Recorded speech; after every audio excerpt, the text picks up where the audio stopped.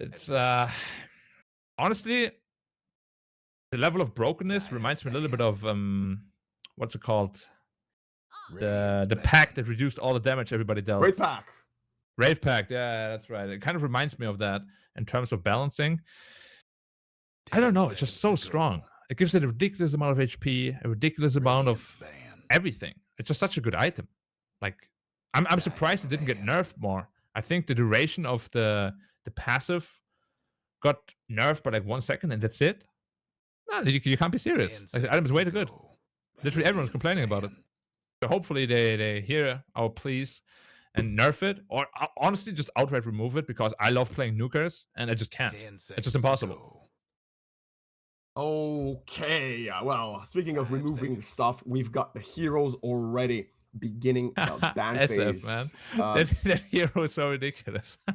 Shadowfiend Tiny and Hoodwink Nightstalker, the first taken out, and now we're gonna get Tunisia picking their first, getting overall first pick, which I don't know if I prefer currently. I think having overall last pick is just slightly better, as we haven't yet decided if there is an all-around overpowered hero, stronger than anything that you value so much more. But yeah, what would you take, first pick or last pick?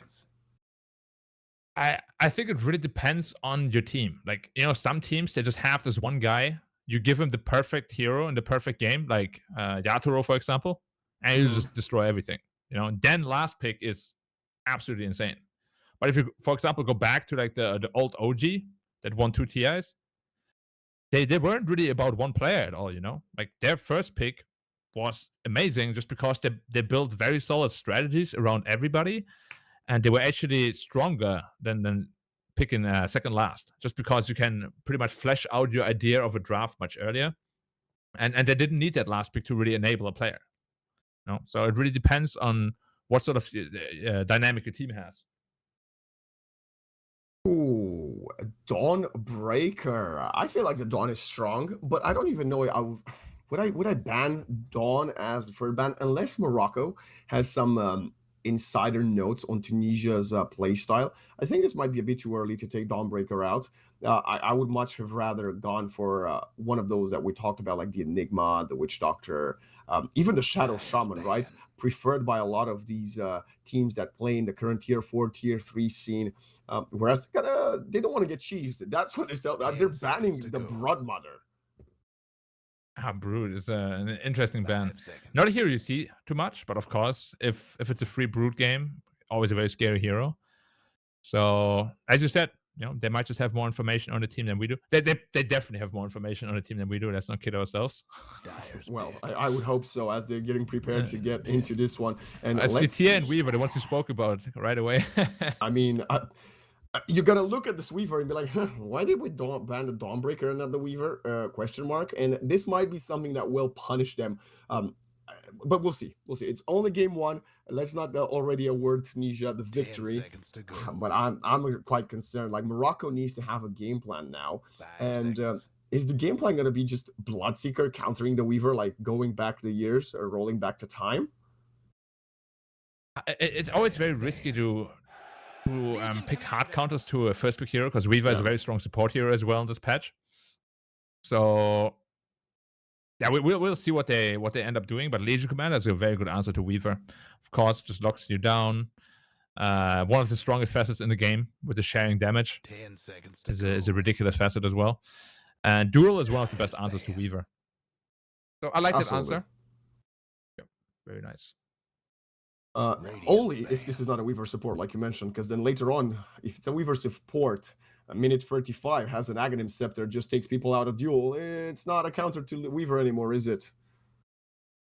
Yeah, that's the beauty of Dota, isn't it? One hero can counter the other, but then suddenly that hero that got countered counters the counter. 10 seconds to go. Now, finally, we're going back to what I would consider more expected bans in the form of the Clockwork and the Dark Willow, 2 of the most overwhelming supports in the current meta. The current Bramble, the Thorny Thicket of the Dark Willow is very annoying. Thicket, yeah. It's a Dark Willow is not a thick hero. That's not what we're going for, ladies and gentlemen. It's the name of her new facet.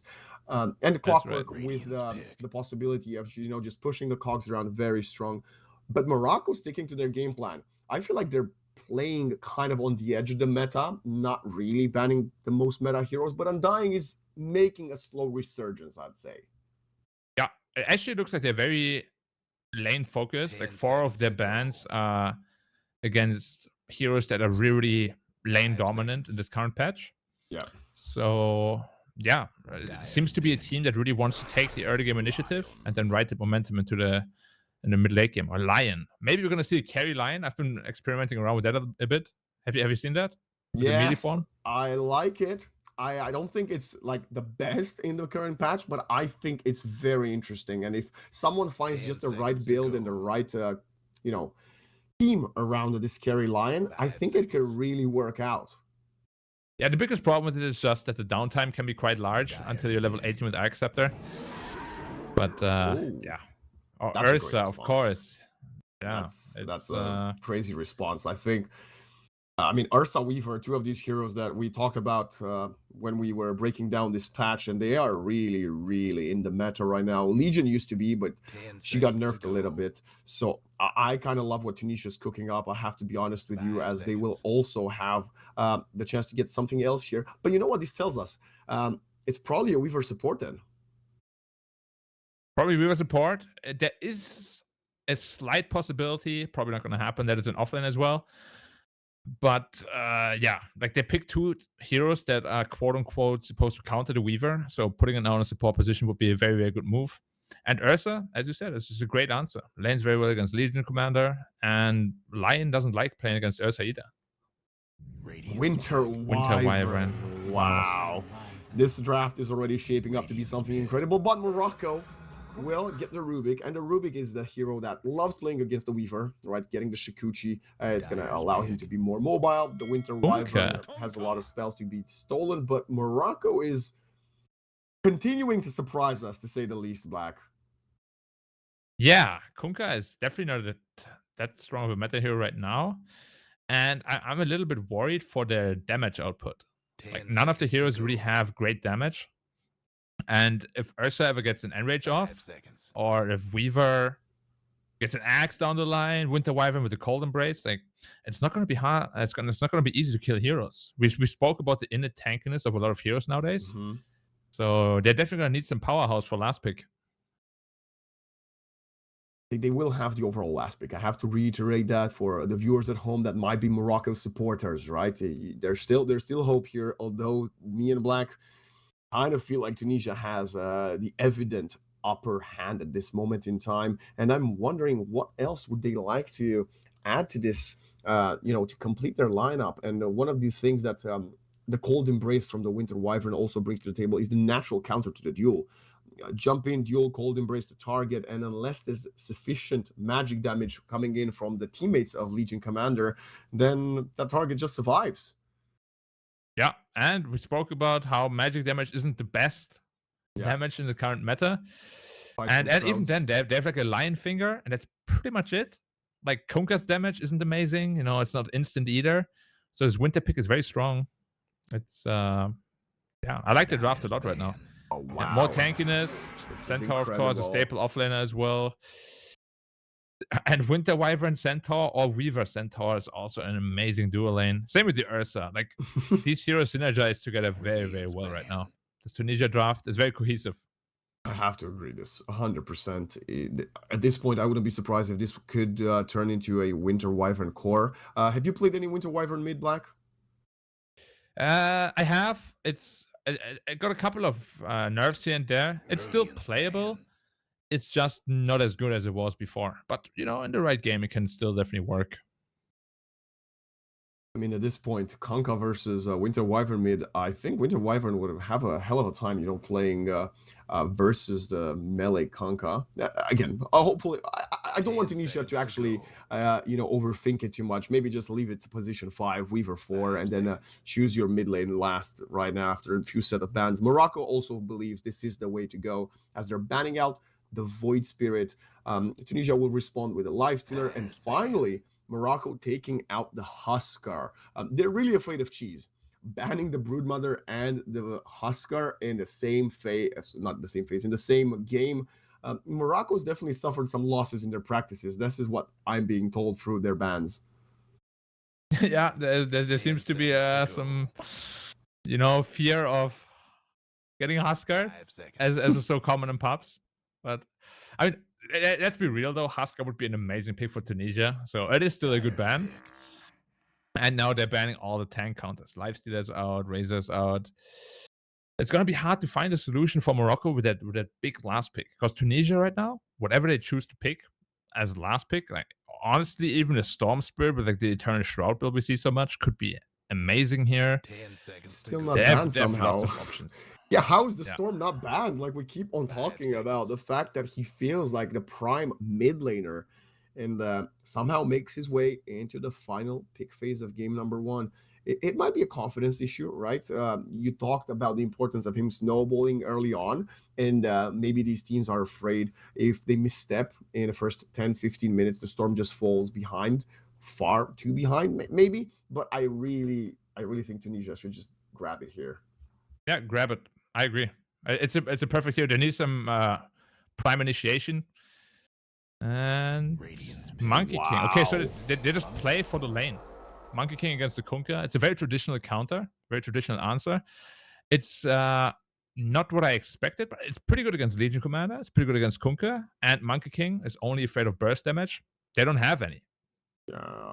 I think this Monkey King 10 might seconds just to go. completely shock Morocco because they weren't expecting it either. 5 Now they only have seconds. 25 seconds left of reserve Oh, time.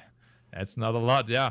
And so what's your magic answer going to be? You have to lane against Centaur plus Weaver or Winter, which is already not an easy lane. And most of these lane bullies that I spoke about, they're gone. So picking like a hard carry is going to be very risky because Gyro? whoever could work. It's just the supports aren't that strong in the lane. Now what are you going to bust out? 1 Give second. us the Oh, Venge. they're cooking. This is it the lion carry we spoke about? or the Venge carry? Right, Venge I mean, carry. No, she's got the I- missile. I hope Wow. it's lion carry. Like lion carry right now would make my day probably. And they have an attack speed. I mean they have a good support for it with the Vengeful Spirit. Kunkka is gonna make him a little bit more tanky. That's Huh. probably not gonna happen, but a man can dream. Well, neither the Venge or the Lion have yet. Oh, never changed mind. I just realized he didn't take the facet. But He took the mana drain facet. So But the Vengeful didn't take the facet either. He doesn't have the right click facet yet. well, is it maybe a Rubik mid and a carry Legion and an offlane Kunkka? Oh. But either way, Kunkka is gonna be in trouble against Ursa or Monkey King. This is very interesting coming up from Morocco. And, maybe this is what they need. They know that they are the slight underdog in this matchup versus Tunisia. And coming out with something completely unexpected might be enough for them to pull the upset. At the same time, I don't even know how I feel about this mid lane matchup because no matter what you do, okay, it's gonna be a Vengeful Spirit carry. She did decide in the end. She swapped to the Soul Strike, so that is gonna be confirmed Lion support alongside the Rubik, which is they're gonna have to face the problem that we've been talking about. Their two supports are very weak in the laning phase.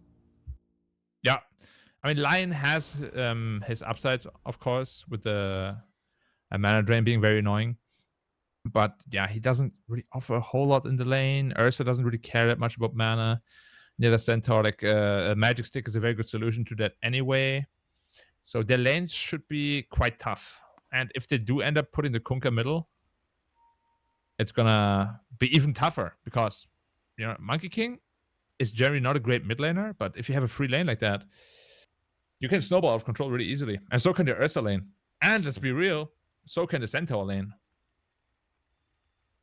Well, ladies and gentlemen, the first game of the IESF North African qualifiers is now underway as we have Morocco and Tunisia battling out in the first map of this best of 3. Black, I'm very excited. We both agree that this is probably about a 65-70% draft in the favor of Tunisia. So let's see if Morocco can take us by surprise and take over this game with this Vengeful Spirit carry. Yeah, but Tunisia already smoked up, poised to make the first move. Let's see if they fall for it or not. Always, of course, it always happens in almost every game nowadays. There's one team that smokes, sometimes both. They're always trying to feel each other out. But it looks like they're somewhat expecting this. They're all sticking together, and the Dire shouldn't really be making any move towards there. So, 2-2 rune split, very common, standard. I think that Now the question is, who do we favor in the standard game? I would still say the Dire draft is insanely good, even in a standard game. Like probably even better, because like Avenged carry, who does that?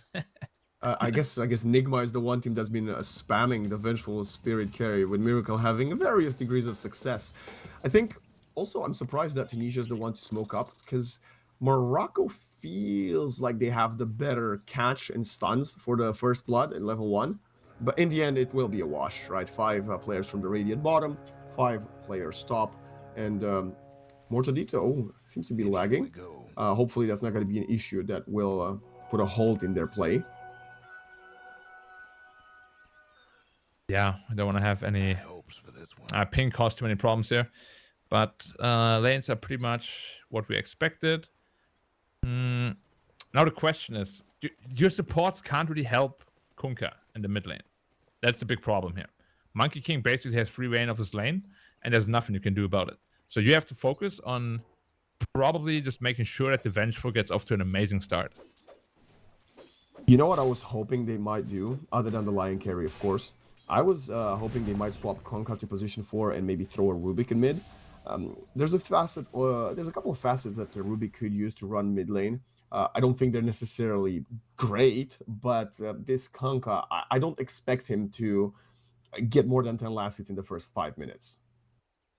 Yeah, so level 1 is still quite playable, and so is level 2, but as soon as Monkey is level 3, it becomes so difficult. And what you said might very well be true.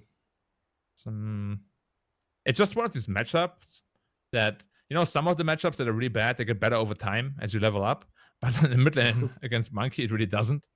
The higher level Monkey gets, the worse it gets for you. Like, once Monkey is level 5 or even level 7, like, he might just turn around the gank and kill all 2 or 3 of you. I like the banter in the chat from the players. I think the Mortadito and the Rubik just hit them with care hook. Obviously, the mind games are what take 50% make the difference. As we're taking a quick look at the facets that players have went, we have the Tidebringer, which cooldown is reduced per enemy hero hit. This is actually quite strong when we have 5-man pushes later on and the Tidebringer is maxed out. Level 1 is not that big of a deal, but it will be quite interesting to see how it works for the Kunkka, as I'm quite curious, what facet did the Centaur take? We see a lot of horsepower often selected lately, and we see that build by the Centaur. Yeah, that's what he went for. It's going to be triple bracer, no boots. Yeah, I mean, it's just an incredibly strong facet that you don't have to buy boots, like, ever. It's the free slot, which, of course, we all know in Dota. Yes, you have a backpack and a neutral item, but getting away without boots just always feels good, right? Like, you never want to buy boots. Tier 5, a lot of people buy force boots. Well, not buy, they take the force boots, just because an item slot in Dota is so valuable. I'm looking at what the build-up is currently on this Winter Wyvern, especially as she also went for the Essence of the Blue Heart, which restores the heals enable the mana restoration, which is very good. I'm quite sad to not see the Winter Wyvern, range damage. I think it's still valuable on a support, but maybe not a position 4 or 5, right? Position 4 Wyvern can go for the range damage. Position 5, it makes sense why we see the healing conversion to mana. Yeah, I mean, it's a lot of damage still. Like, every time you pop Q, you basically get plus 70 damage. It's kind of ridiculous. Yeah, especially versus a Legion commander. This Legion is probably going to struggle with that a little bit. But she does have a bit of sustain, of course, with the press, the attack, and the overwhelming odds. And it's a Legion commander. She should be fine. as she also has the moment of courage, which gives you 40% life to level 1. Yeah, one of the better facets as well. Oh, Weaver's actually big trouble. This Weaver is very low. He's dying to creeps. Oh no. What a way of giving away first blood, and look at the damage coming in. Nesrek Stone and Melorine just continuing to put the pressure. Zanetti down also to below half HP on the Centaur War Runner. But this Weaver support falls surprisingly early, I would say. Yeah, I actually expected them to lane it a bit differently, that the Weaver's gonna go top and Wyvern bottom, just because Wyvern enabled Centaur to actually get in and stomp, and then you have like a triple nuke. Whereas in the top lane, you know, Weaver really shines, because the lane is long, you put the Beetles on, you can chase forever together with Ursa. The minus armor is very effective. But they have different ideas, different plans. I just hope it doesn't backfire for them. This mid lane is not going as bad for the Conquest. Got 7 last hits as we see a courier kill up top, and Mortadito is getting right-clicked by the Winter Wyvern. Incursion will come in closer, will pop the press to attack, but in the end, Conan will be fine, and so will Mortadito. Legion Commander versus Ursa, level 2 for both of them. That's why the Legion is still so confident. I also think when Ursa hits 3 or 5, the damage coming in from the Fury swipes will start stacking up. Yeah, it's kind of the same as the mid lane. Like their lanes, they need a little bit of time to ramp up, but once the levels and items are there, it's going to be incredibly hard for Radiant to lane. So they have to make the best out of this early game. Toughened up their structures. We see a nice Torrent attempt trying to force Stone to miss some creeps, but he just turns around and... Marshall? Marshall? Oh, very unfortunate. I think he was trying to click to stop on the high ground of the Dire, to go for another Tidebringer, to push the wave under the tower, forcing Stone to miss some last hits. But the disconnect... Oh, this is going to be painful for the Kunkka. Yeah, well... He's dead. And of course, that just makes the problem we spoke about even more difficult. Like, as soon as Kunkka comes back, Monkey King's gonna be level 5. He's gonna have an Orb of Corrosion almost at the ready. And this lane might just be completely unplayable. Now the question is, for Morocco, what do you do from here? Do you send someone else middle? Do you just give Monkey King the free farm lane? Like, it's gonna get very tough from here on out, because you're basically just a lane down. And Kunkka's not a jungle farmer, especially not level 3, of course. When he gets level 7, like 4 points in Tidebringer, and he gets a couple bracers, maybe, but not at this current moment in time. He's not a hero that could just abandon the lane. Like you said, maybe if he goes top and Legion goes jungle, is that something you want to do? But then again, you're still laning against an Ursa, right? It's not that much better, unfortunately. True.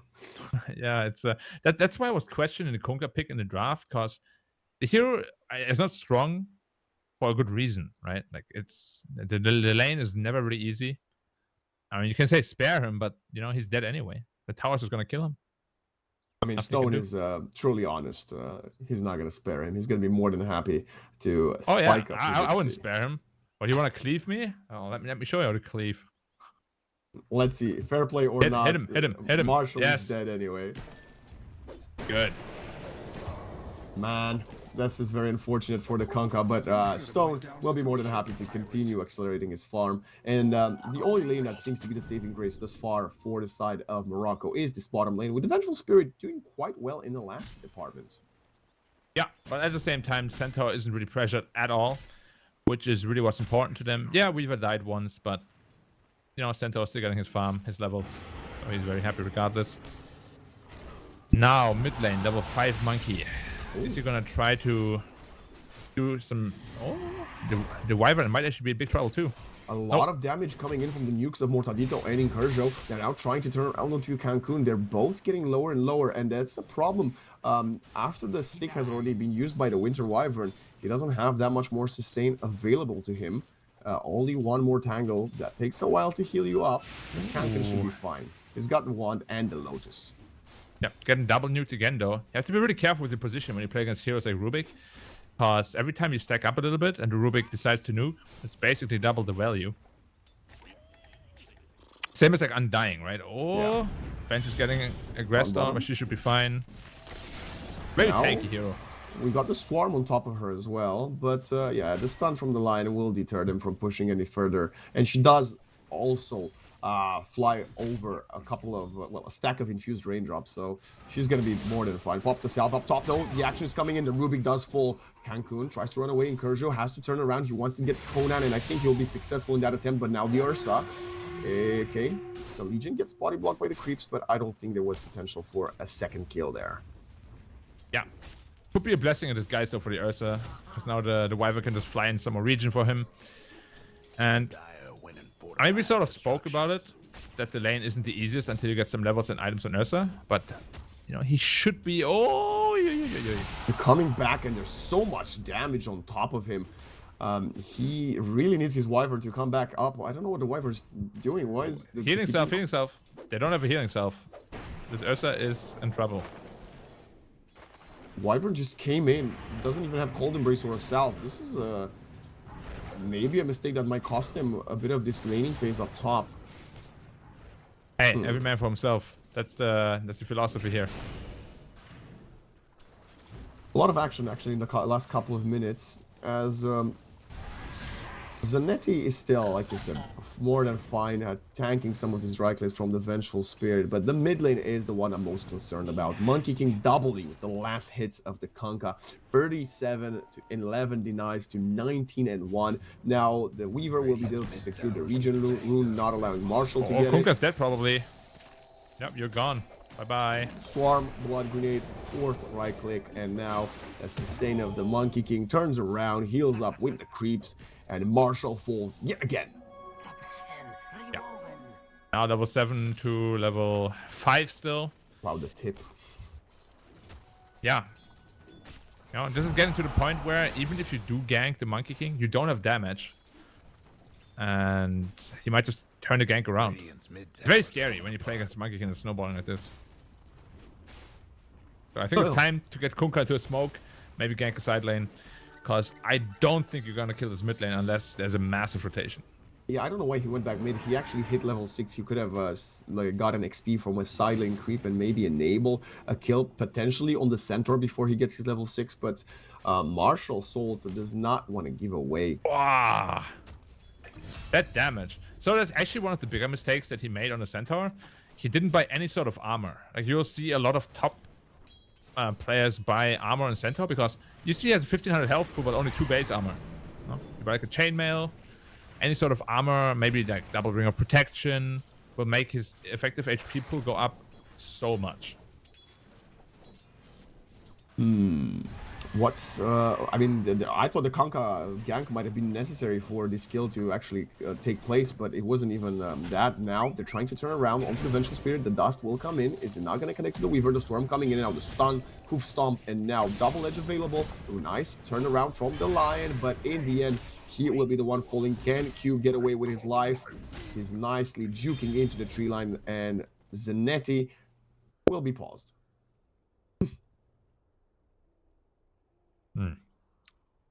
Now small pause here, but now we can see Ursa completely free farming here. Actually, Legion did a little bit better than I thought she would, but again, Legion Rubik is a very strong, you know, duo, has been a classic for a long time. But yeah, Kunkka, look at his net worth. 2.3k HP only. Net worth only.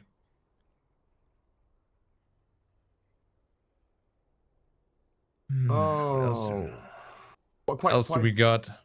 I'm looking at this Vengeful Spirit, right? She's got threads already, and we actually have the opportunity of seeing the First Blood yet again, and how they got the Weaver now. A bit of an overstep in mid, and the action up top, Black. And I gotta ask you though, what itemization would you like to see on this carry Vengeful Spirit when we go back to the game?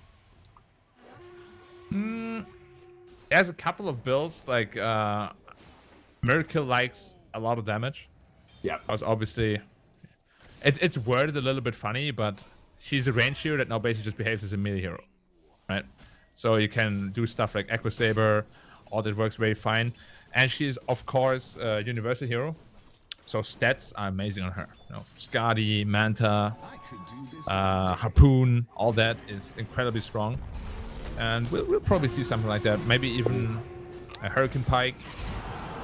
Action up top though. They are trying to get this Rubik, but the turnaround with the TP from the Melorine is gonna be more than enough to get down Cancun. The Ursa has fallen, and now Conan tries to do something with the Splinter Blast, trying to get the kill into Incursion. Now the Cold Embrace will come in, but the Weaver has to join up, and a nice double stun from Q's Lion, and the Monkey King arrives. It's a 2-for-2 in the end, but Melorine will be pursued by this level 9 Monkey King. Nice attempt at trying to sidestep this monkey, but buying a lot of time, which is going to allow Nesrek Storm to get the kill bottom on the Centaur Warrunner. And this Lion, he's still alive. He's getting away, but the Monkey King will not give up the chase. 3-for-3 across the map, but the biggest winner of that team fight is Stone on the Monkey King yet again.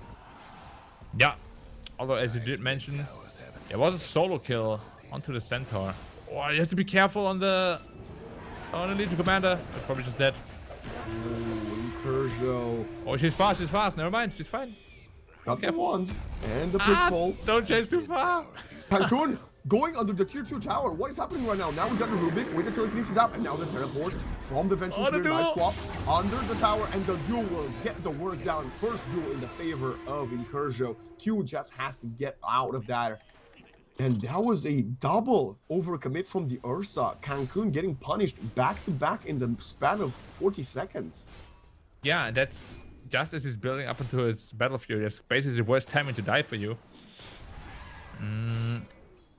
Yeah, you gotta be careful. That's the fine line, you know, when you're playing carry. That's the fine line between getting praised and flamed by your teammates. Oh, Winter Wyvern in a bit of trouble too. No duel though. I mean, a kill is a kill no matter what, as Conan tries to fly around the map with the Arctic Breath, but okay, it's not gonna be enough. He's gonna just use the Cold Embrace, force out the Torrent, and I think Marshall really wants the last hit here, but Nesrek Storm will not allow him to get himself back in the game.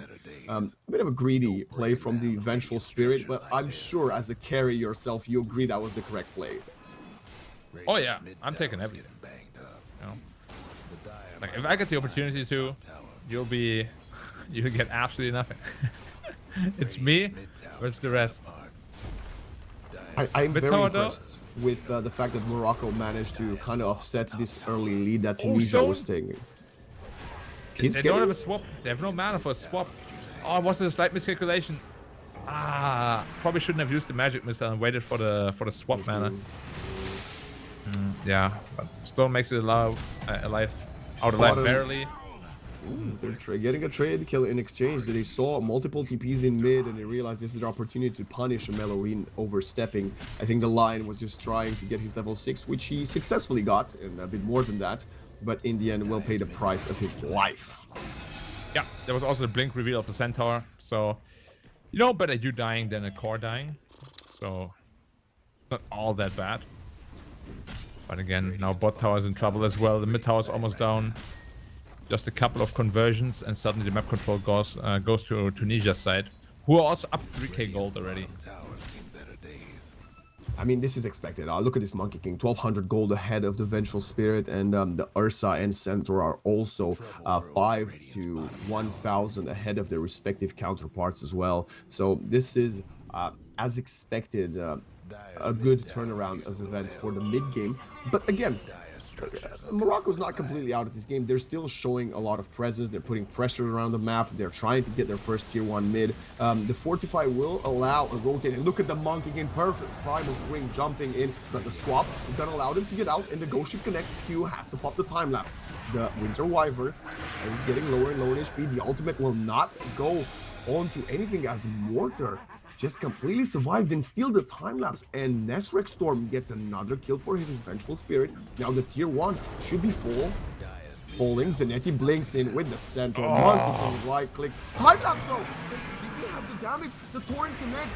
Finally Kanka falls, but look at Melorine. The Finger of Death from the Lion gets the last hit onto the Monkey King, and that was a dominating streak for Stone. Yeah, that was a nice team coordination by Morocco there. They didn't quite finish off the Rubik. He was one hit away from death. And of course he stole the time lapse. Oh, Lion! Melorine. You don't want to go too deep there, but Incursion was there with the body block. That was so beautiful. Now the duel onto the Winter Wyvern. Is he gonna get the damage? Yes, he is. Oh, swap again. Tries to turn around. A perfect swap coming in from Nesric Storm, and the Rubik is still alive. Telekinesis in the air. It's gonna be a double kill for Incursion. Morocco is here to play, Black. Yeah, and now suddenly that entire early game lead you had is gone. In fact, Morocco just had the gold lead for the first time in the entire game. Ooh, TP, are you gonna cancel it? Yeah. Waiting until the very last moment, Stone playing to his full efficiency, and now Cancun is gonna TP with the Ursa.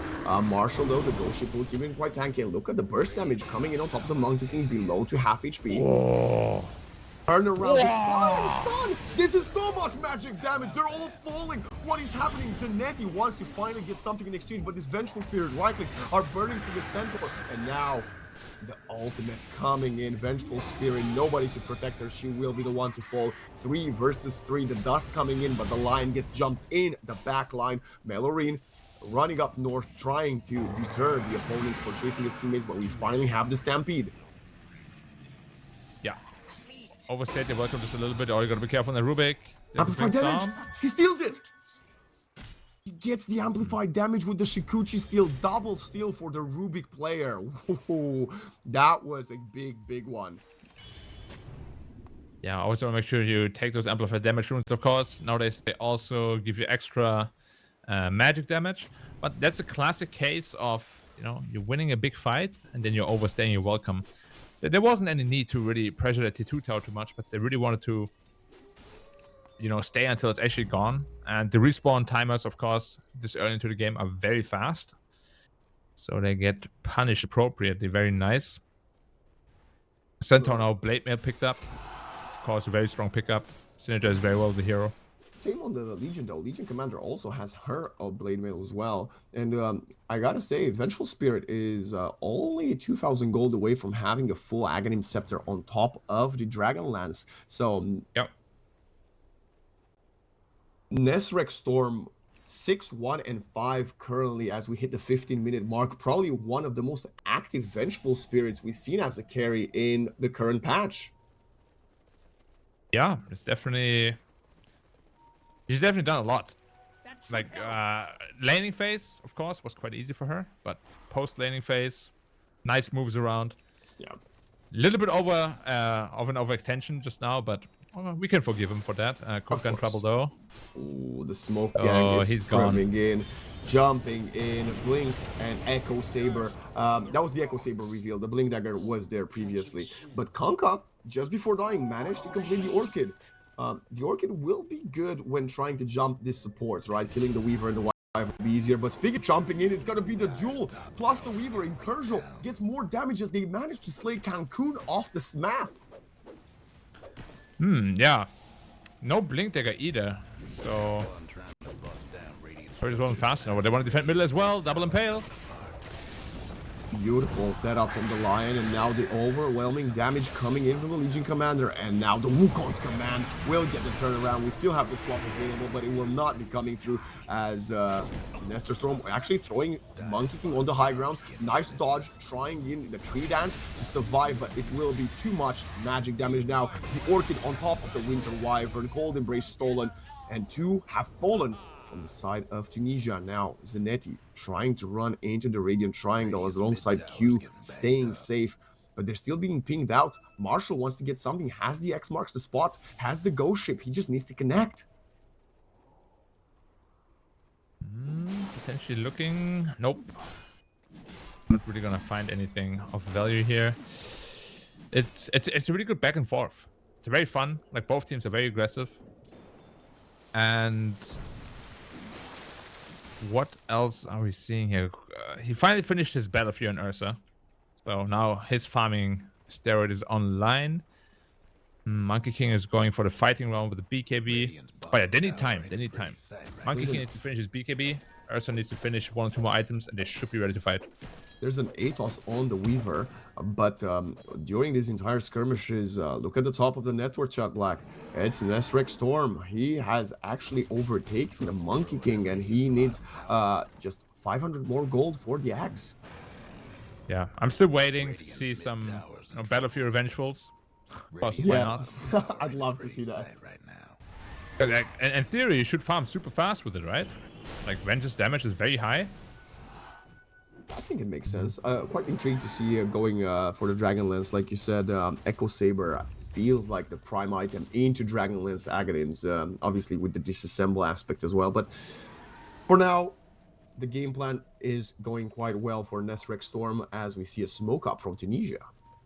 Yeah, Axe is online now. Look at her health pool, man. 2.1k, then you kill her, and then it's 2.1k again. It's so much HP. They just planted a observer sentry, but there is no sentry off the radio yet. Okay, Q is just gonna get out to completely deward that. Oh, there was a sentry as well, so the smoke has been pinged out.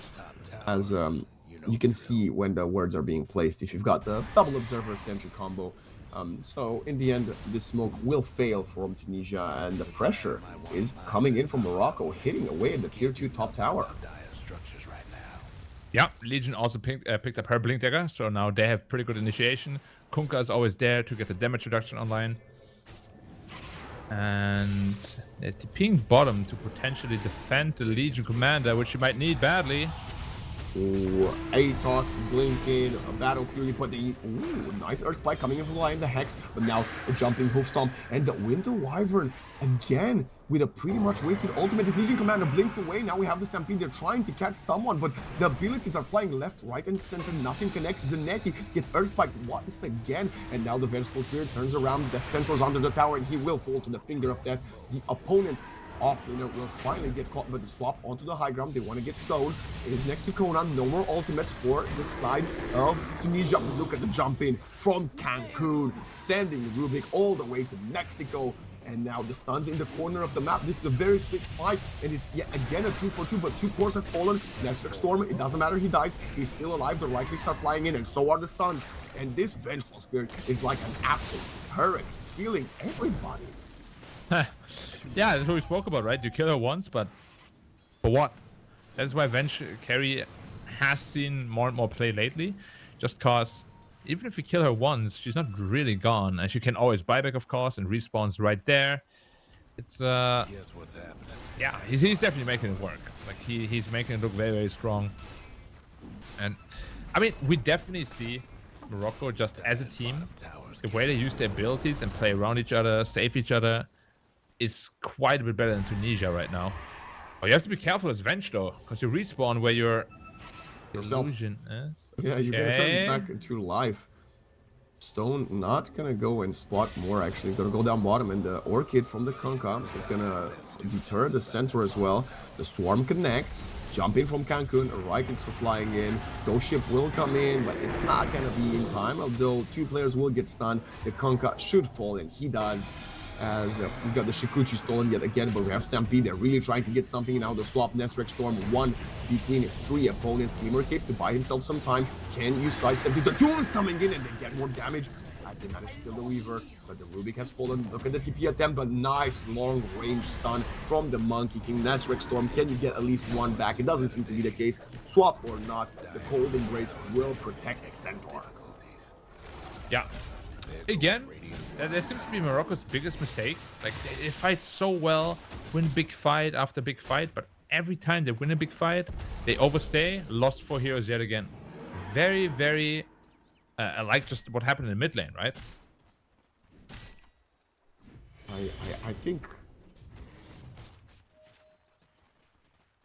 I think we will actually have the chance to rewatch the play down bottom that was happening around this Twin Gate area and bottom Roshan part. Nice connection right there. I gotta ask you, what do you think? Which side do you think this split team fights? Who is it favored in this type of team fight that we saw right here? I really like the way Morocco plays around each other. They save each other very nicely, and you just see like the dispel usage they have is it's very strong. You know, like they weren't even supposed to be in this position.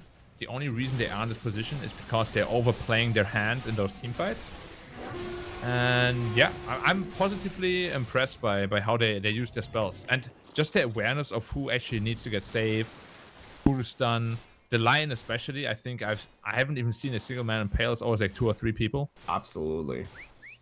The Earth Spike's been really good coming in from the side of Melorine.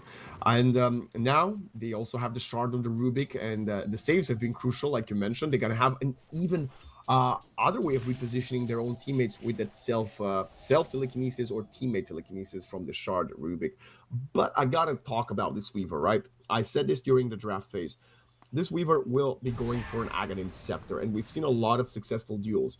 As soon as Weaver completes the Aghanim Scepter, which is about 1,000 gold away, things are going to change. Unless you target the support Weaver, and he has been the target once or twice, he can just completely time-lapse his teammates out of the duel.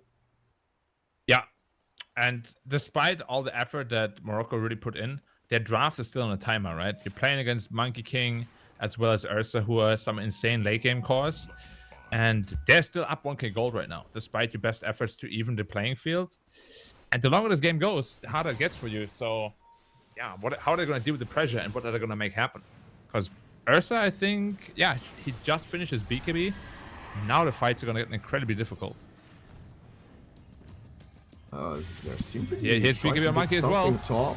The turnaround of the Black King bar, the supports are there, but now the duel is just going to come onto the Winter Wyvern. Is the damage going to be enough? Yes, there is. And Conan falls yet again, has the buyback, does not want to use it just yet. Look at the damage coming into Winter from the Vengeful Spirit, Centaur, War Runner. Will he fall? No, miss up the high ground. He does fall. Incursion tries to run away. He's getting pursued by 3, but another 2-player stun coming in from the Earth Spike. Mesrek Storm just walking into the hands of the Ursa. In the end will fall, but respawns as Spirit Form, the finger of that flying in, and it's going to be stolen Q. Another one. DJ Khaled-like coming in from this Lion, and in the end, this looks like about to be a team wipe. I don't think Stone has a way of escaping. Nice primal, tree dance over there, but turns around. Another stun, and that is the first single Earth Spike we've seen all game, but that's because there was only a single target, Black. Yeah, I'm surprised Wyvern didn't just magically spawn into that, because his stuns have been absolutely insane. But that's what I mean, like the way they play around each other in these fights is absolutely insane. Legion Commander found a nice target in the Winter Wyvern, take out the support straight away, and from there it was just all Morocco. But now they have to make sure, Overstay, you're welcome. Respect the respawn timers. No breaking through the dire structures for now.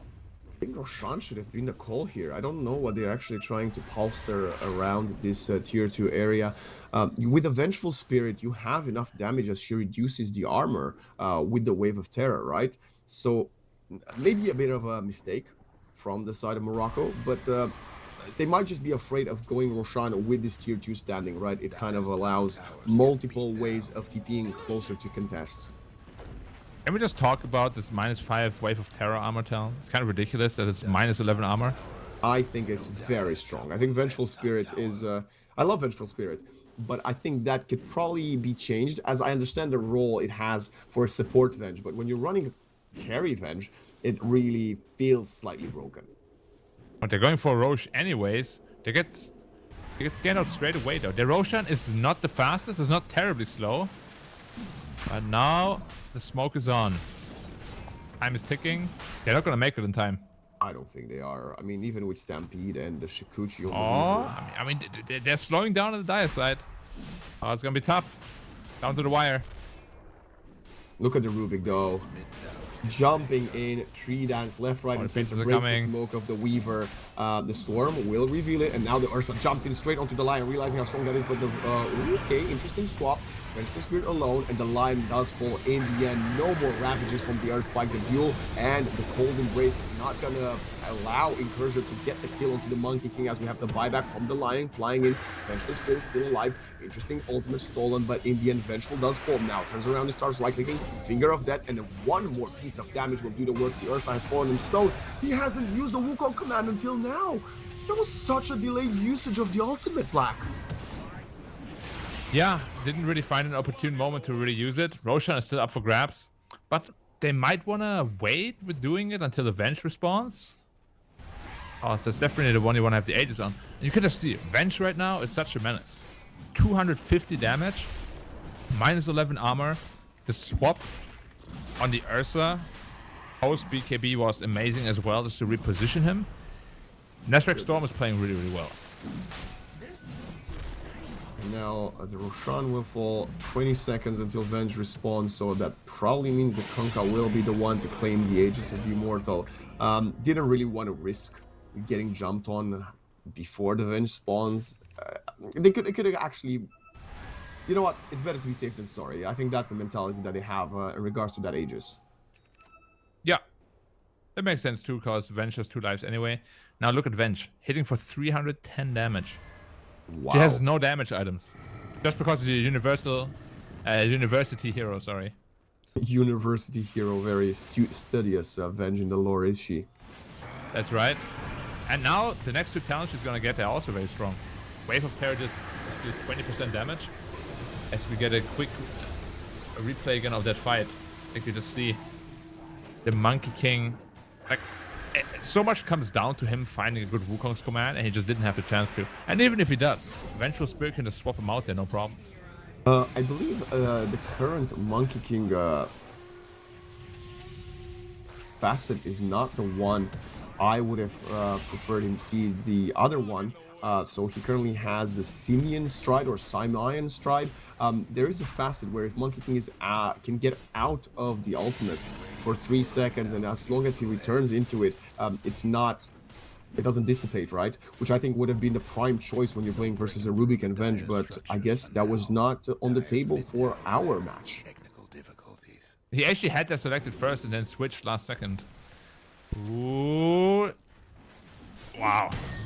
They're jumping in, they're blowing up, the Lion has fallen, but now they're turning around, they're trying to do some damage, Ghost Ship and the ultimate flying in, but look at Nesrek Storm just right-clicking on top of the duo, and the Stone Monkey King falls. The Weaver will join him in the afterlife as Zanetti tries to survive through this burst damage, but oh my goodness, everybody's falling. We have Cancun jumping into 3 heroes, tries to get the kill onto one. Zanetti still alive on the Central Warrunner, but the Ursa falls, the Centaur is joining, the whole team is now wiped off the face of the earth, and they are knocking at your racks.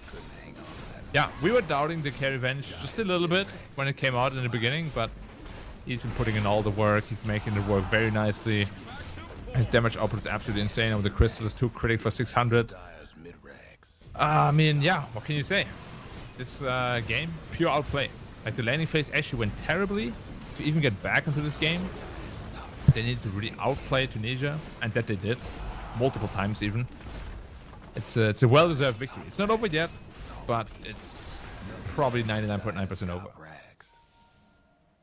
It's our job to make each other, like everybody, believe that Tunisia still has a chance in this one. But on top of, you know, this vengeful spirit that has completely exceeded our expectations, this Legion commander's also been very successful. 90 damage taken from the duel victory, looking absolutely incredible with every single time we see Incursion jumping in, despite what was in theory very hard laning phase for him. Yeah, and he, as you see, Lion dying or trying to ward. Oh, the Kunkka is also in trouble. He has an Aegis though. Oh, they have to be careful they don't get put into the spot where they, you know, try to save him and all die for it. It's also swap. Nesrek Storm doesn't even care, just jumps in. Oh, dude, again, the Wi-Fi. He's doing so much work. The duel will come in. Zanetti's melting. He cannot survive. Oh, we finally have the Aghanims time lapse coming in from Q. And now the Monkey King pops the Wukong's command, but it is way too late as the burst magic damage is sufficient to slay the beast that the Monkey King hoped to be. Oh, did you see this, Rubik? Stolen Wukong's command has Aghanim Scepter, now just leaves clones behind him. Yeah. I mean, those clones, they also deal a decent amount of damage. Calling the GG. Recognizing there isn't really a whole lot they can do to come back into this game. Yeah, well played by Morocco. Very nice laning phase too by Tunisia. I still like the draft a lot, but they just got outplayed pretty hard by Morocco. It's only game number 1, right? We gotta also mention that it's not the end for Morocco, and it's still the first day. They will have plenty of more games, and for Tunisia. And I actually think they had a good game plan, but they were just surprised by the turnaround with having the Vengeful Spirit be the carry in the end. That's something that we see even from the first blood, right? They did not expect the right-click damage to be so oppressive that they could punish both the Weaver and the Centaur Warrunner. Yeah, you have to be so careful with Dota balance in general.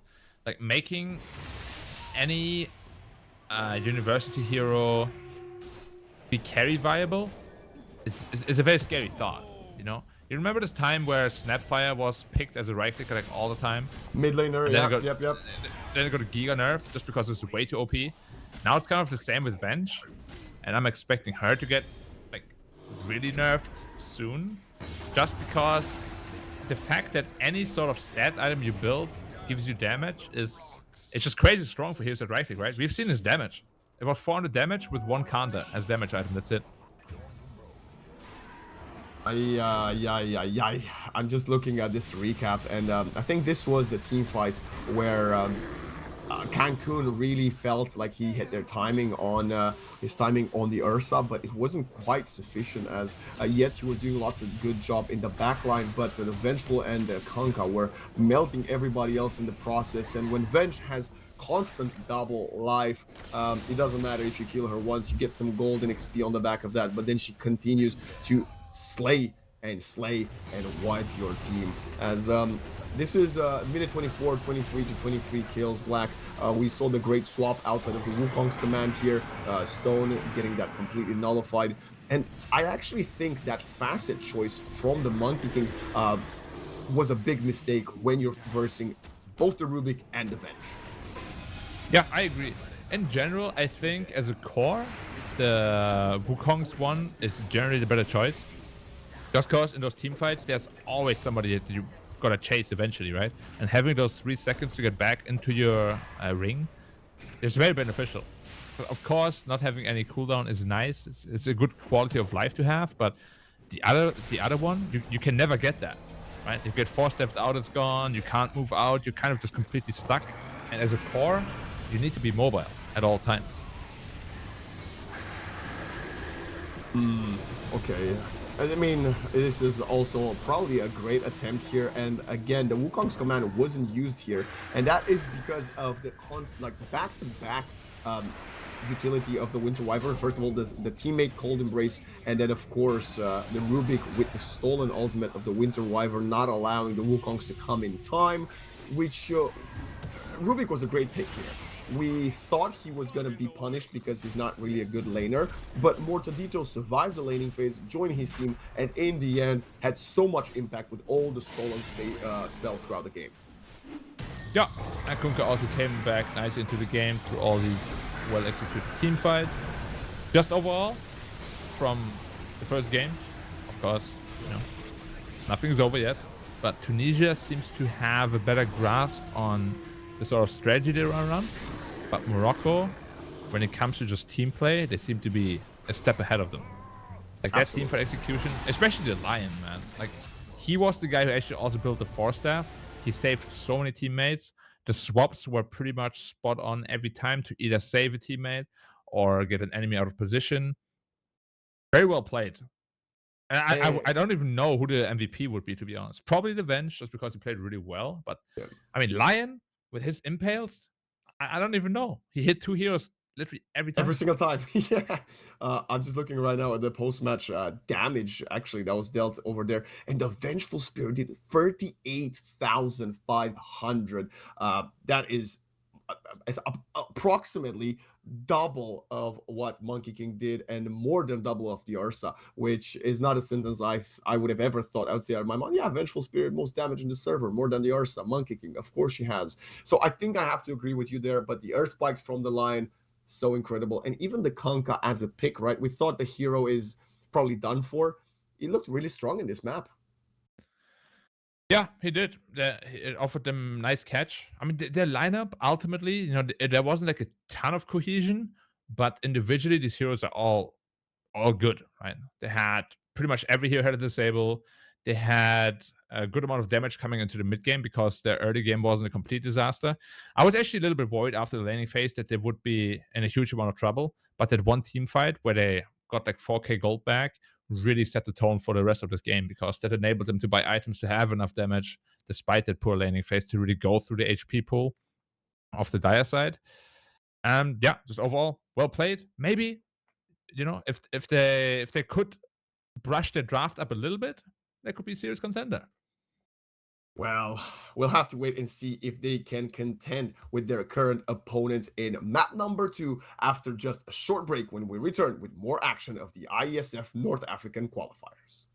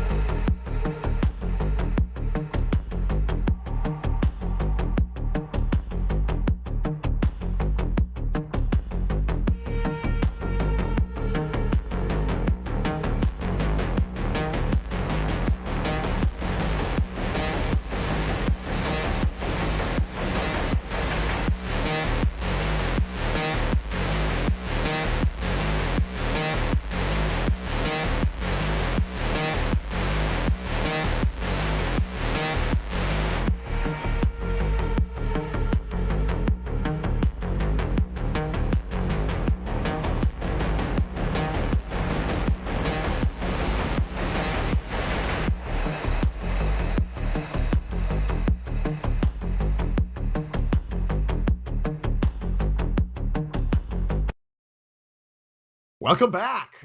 We are here ready for more Dota 2 action of the IESF North African qualifiers. I'm Waxen, joined by the what's the best way of describing you? Fantastic. Let's go with fantastic for today. By the Sure. fantastic Black here, bringing you the second map of the first series of this qualifier. And Black, I want to say I think this start was everything we could have hoped for.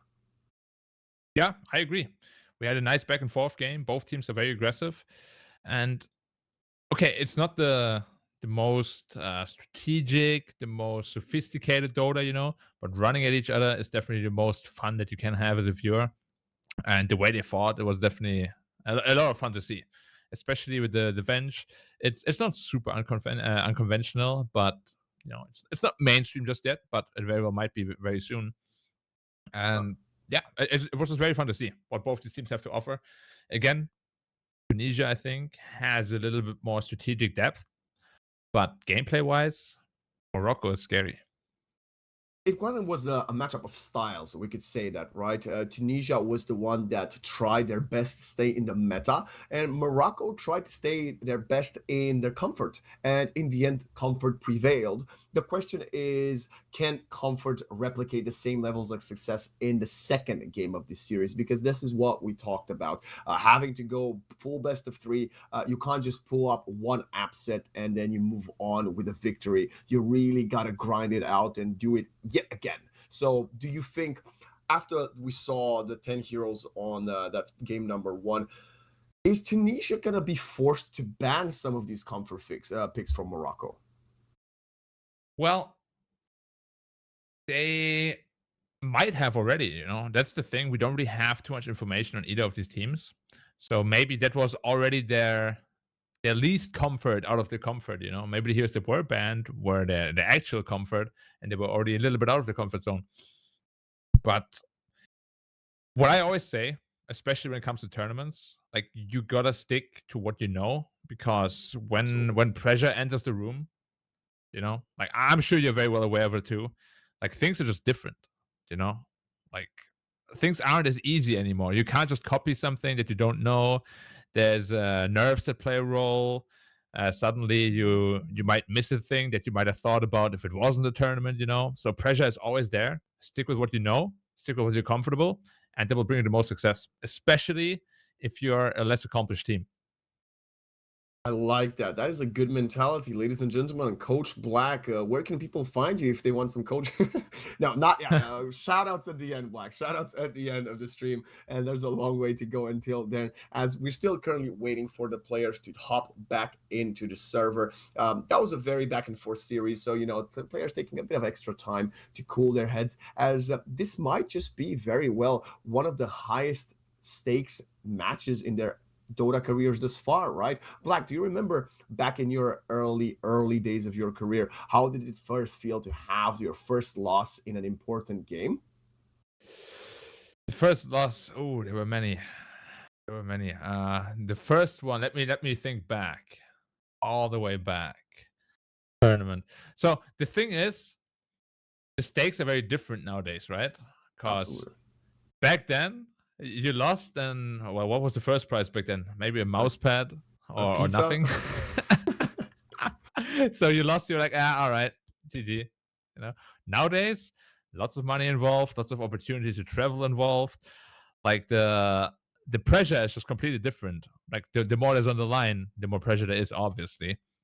So I didn't really give a damn, just because like Okay. I didn't really need a mouse pad.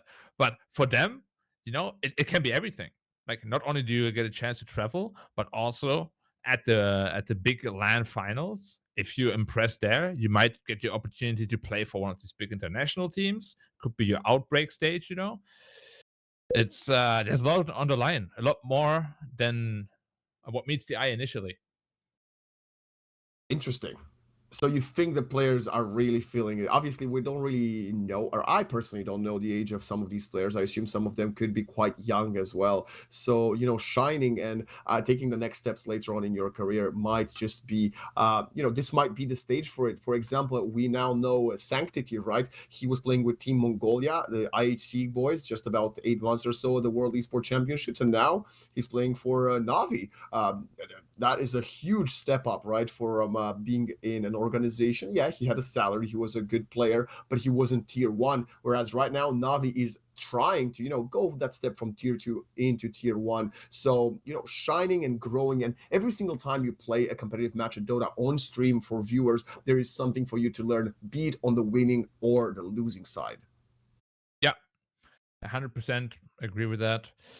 And yeah, even if ultimately you don't get to play like in a super successful team or anything, a lot of these players, it's just their hobby, right? Like it's not their full-time job. So being able to travel for your hobby and really compete in front of a crowd and everything, that might be all they want. Maybe they don't want to make it a full-time career. Maybe they just want to have this like fulfilling, like maybe it's a fulfilling dream of theirs, to have the opportunity. And if you're playing for your dream, there's still a lot of mental pressure going on. So it's not to be taken lightly. What do you have a dream, Black? Do you have a dream you'd like to share with our viewers while we wait for the players to get into the draft phase? Do any new dreams, or have you achieved all your dreams? I honestly, that's a rough question, because so my dream was, when I initially started, right? I told everybody, I want to be the best in the world. Well, like I never said I want to win this tournament. I don't want to, I don't want to be anything other than the best in the world. I never put like a time on it. I want to be the best in the world for a year, or I need to win the TI, whatever. I just want to be in a position where I'm considered the best player in the world, even if it's just a day or an hour. And during my time in China, that happened. I was in VG. I was absolutely tearing the region apart. Teams first banned my heroes pretty much every game, and probably for a good 2-3 months, I was considered the best carry player in the world. And that was my dream come true. And I was like, all right, I'm happy. And since then, it's been a little bit tough to find something else. Because I never actually thought I would achieve that. Yeah, that makes sense. Of course it does. Like when you reach the highest highs, sometimes you dare and completely get flabbergasted. It's like, oh, I've achieved everything I've wanted. What is next for me? As I think, can you still hear me, Black? Yes, I can. But, okay, you were just frozen for a second. Was that your statue impersonation? You wanted to be like, oh, my next goal is to have a statue of me, Black Dota, immortalized in China? Was that what that hint was? Yeah, my next career is being a pantomime, so. I love that. I love that. As an actor myself, I think I can encourage your career, or I can actually guide you towards a different career. But let's not talk about what our dreams are, but about the dreams of these players. And they're all dreaming of making it to Riyadh at the World Esport Championships, right? And the crucial aspect that we haven't touched at all on when it comes to IESF is the more teams representing your country, the more chances you will then have to win the overall World Esport Championship. Last year, for example, Philippines were crowned the overall champions. Not only they had multiple teams across different disciplines, but they also, I believe, managed to win the most medals and get that first place, despite the fact that in Dota, the Philippine team kind of under-delivered, let's say, right? I think there was the Execration squad that I was personally expecting to put on a good showing, and they really struggled, and they got out in the group stage. Well, despite them not delivering, the country overall still lifted the prize. So with this in mind, right, do you think the federations behind these teams and these players, do they continue encouraging and pushing every single team to achieve and qualify, or do they realize, you know what, maybe Dota isn't our game, let's just focus on the other disciplines and qualify with those teams that we know have a chance of getting a medal? I really think that, let's just say this IESF tournament, right? Like it might not be the biggest in the world compared to like TI or whatever, but when it comes to just national pride and being able to represent your country, it is definitely up there. It might be the biggest in the 10 world. seconds You know? to go. And that's Ban. super important for a lot of people, just as national pride. Especially, I love that you brought up the Philippines, because I know Filipinos in general, they have a ton of national pride. So that, winning the trophy for winning the most medals and 10 being the seconds to overall go. quote unquote champion because you won the most medals and you did the best throughout 5 all seconds. disciplines, that was probably amazing for all of them. Like I saw the Dota team, how they were cheering on the Mobile Legends team. Yeah. It was crazy. Like they really. Well, what's a 10 good way of seconds putting to it? Really, go. I think everybody probably has a lot of national pride, 5 right? seconds. Ban. Which is a very big drive for every federation, as you said, and every player that's part of that federation in the seconds to specific go. country to give it the best, because you're not only representing yourself, but all the other people, 5 all the seconds. pop players that you know from your region. Like, everybody's going to be rooting for you, and Dyer's truth be ban. told, it's also a lot of responsibility to bear. Taking responsibility, some responsibility will be taken 10 off seconds to of go. Morocco's shoulders with this vengeful spirit. I was wondering if 5 we're going to seconds. see any instant bans based on the picks in the game one. Tunisia says, yeah, of course you are. We're going to take out the Venge, and we don't Dyer's want pick. to risk giving away Weaver first pick. So these two will actually be our changes. And even the Clockwork, they did not ban it first phase last game either. They banned it second phase. A very interesting change up from Tunisia, banning their own Weaver. They really prioritize this hero. And as they do not have first pick this time around, they do 10 not want to allow seconds to Morocco go. to get it. On the other hand, Morocco won, and they said, yeah, we're gonna ban the same heroes. And then Prophet. wow, we were black. Dyer's ban. Tell me about this hero. Why Nature's Prophet first pick? I'm not entirely certain, to be honest. Of course, it's very Okay. strong here with global presence. Like, before the facets came out and everything, it was even stronger than it is now. But it might just be 10 seconds a to style go. thing, because again, global heroes, they were struggling a lot in the lanes in the 5 first game. seconds. So it makes sense to pick a hero that will actually just help out every other lane, right? Suddenly you have this +1, and you can actually make sure you reinforce the lanes that really need it. But Tunisia's, I mean, we already saw Dark Willow many times, probably way too many times. I hate Dark Willow as a carry player. I think most people that don't play Dark Willow hate Dark Willow. The heroes are so strong. I don't know. I don't know how I feel about this Nature's Prophet. I haven't seen enough of it in this current patch, but I think the flex aspect that he can bring to the table is something that Morocco might want to play around with, right? You mentioned the fact that he could be the one farming in the Mighty Mines, right? When we talked about Dire Radiant preferences earlier on, he could also be a support, 5 or 4 to go around the map. I've got a high MMR friend who runs it as a mid laner every now and then and just becomes very active. I guess he plays it similarly to a Queen of Pain back in 2016, right? The roams as soon as he gets level 6. So it's quite a curious pick. But we said that a lot about Morocco's heroes in game number 1, and in the end it worked out. So I'm not going to judge it too much. Yeah, and I mean, it has the potential to be one of the best supports in the entire game. Because in the laning phase now, Sprout also gives health regen to your allies. So it's a damage spell and health or life regen spell, just like Treant would be, except you're ranged. You did just as much damage. You have Treants as well. You have global availability, but it's still a very strong hero, although it rightfully got nerfed many times. 10 seconds to go. It's still strong. Like, just being anywhere globally is just insanely good. 5 seconds. They're taking a lot of time with the reserve Morocco to ban this Legion Commander in Spirit Breaker, and I'm gonna be honest, our fault. We haven't touched at all on this Baradrum. Pick. And neither have the teams. It's the first time we see it in the draft, and it's gonna be banned, sadly.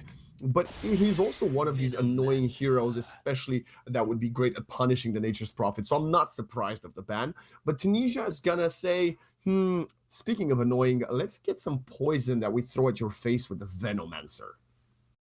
Venomancer. Of course, we have seen the shenanigans with Roshan. Yeah, it's very interesting what people come up with when they have too much time. The Roshan thing was very funny. Have you seen that one where he just kills Roshan for free? I I love it and I hate it at the same time. I'm gonna be completely honest with you. Yeah, like it's just these kind of abuse things, you know. It's I'm of the belief that it should get hotfixed like immediately, Yeah, it should definitely. but it hasn't, obviously. So Nature's Prophet and Rubik. I really like the 10 double seconds to range support. go. I'm just gonna assume Nature's Prophet is a support. Can always be ran, as you said, in any lane though. 5 seconds. Like the heroes are so versatile. I mean, the Lion was Ru- still available. Didn't convince Tunisia enough to ban it, and of course, nobody bans Lion. Let's be realistic here. I want to go back to the Venom though. Are you a plague carrier guy or a patient zero type of player? The patient zero is the Mm, double noxious plague, I believe, and the plague carrier, yeah, of course, you put the stack the Venom words on top of your teammates. I think if I'm a core, I like play carrier better. Mm-hmm. Just cause you just put them on you and you run in and they do all the work for you. Radiant's pick. But if you're support, then the double spread is it's just insanely valuable. I mean, it's always insanely valuable. I just feel like play carrier as a core is it's just really good because you get the poison stick on everybody, the free damage on everybody. But do we really see core Veno lately? Not really. 10 seconds No, to I go. don't think it's core Radiant's now. pick. I think it should be a support, and especially with this Night Stalker. But this means, okay, hear me out. Plague Carrier, put the words on top of the Night Stalker, and Night Stalker just jumps in on top of you. A Bedlam as well from the Dark Willow. I think this Night Stalker might just turn into a one-man army. 10 seconds to go. Yeah, there's definitely a lot of potential to buff him up. But the same on Dark Willow, even. Imagine you have just a Plague Ward on Dark Willow, and suddenly you have this like 30% slow on you while you get chased by Dark Willow. That's also a scary prospect, especially in mid game. Like the Venomancer is a strong hero, honestly. It enables a lot of heroes that wouldn't be able to kill you to actually just kill you. Chaos Knight. Interesting. Okay, but what is happening? This is a confirmed Nature's Prophet core. Unless it's a Yeah. Ruby core, which I don't think it is. And how is Shadow Demon still in the pool? Chaos Knight, I understand. He's good. He's got a good win rate. You want to snap this CK because they're afraid Shadow Demon. CK is good. But also, Shadow Demon making his way through the pool. He's one of the supports that was absolutely S tier before 736. And he didn't really get nerfed, but teams are just not picking it as much. Yeah, he's still very strong hero, as you said. And it might just be a preference, playstyle kind of thing. But I'm actually a little scared for Morocco once again. Obviously, they've proven us wrong in the first game. But their draft is not that great against Chaos Knight. Like, he seems to be having a pretty free game right now. Nature's Prophet core hates Chaos Knight. It's actually such a bad matchup. He absolutely melts in Reality Rift, Chaos Bolt. I don't even think it's necessary because the minus armor just completely destroys the Nature's Prophet. Yeah. So again, draft-wise, big advantage to Tunisia, but they didn't mean much in the first game. 5 seconds. And I don't know how I feel about this Mars Eater. Traditionally, I would say it's quite good at dealing in a mid game with Veno and the Dark Willow as supports. But again, he's an offlaner. Most offlaners do that. Whereas Night Stalker, he can just fly outside of arena, if I'm not wrong. Is that correct? Dark Ascension, pop it, and you fly over the walls of the arena? I believe so. I'm not entirely sure on the interaction, but I think it should be the case, yeah. I think Mars was mainly picked because, I mean, Rubik Mars is a very strong lane. Shadow Demon Mars is a nice combo as well. And they just needed some sort of team fight. But again, it doesn't actually lane that amazingly against Chaos Knight. And it's going to be a while until you have BKB. If you don't have BKB, you might accidentally, jump into a Night Stalker silence, or he jumps you and suddenly you can't do anything. 10 seconds to go. It's not the easiest Mars game. Reno wards. 5 seconds. Plenty of reserve time left for both sides. But I have to agree. This Mars is probably the one that I have the most question marks about in the current draft of Morocco. Although I love Mars as a hero, it feels like he's being ran into a lot of counters. And they're banning the Void Spirit yet again, similarly to that game number 1. Interesting.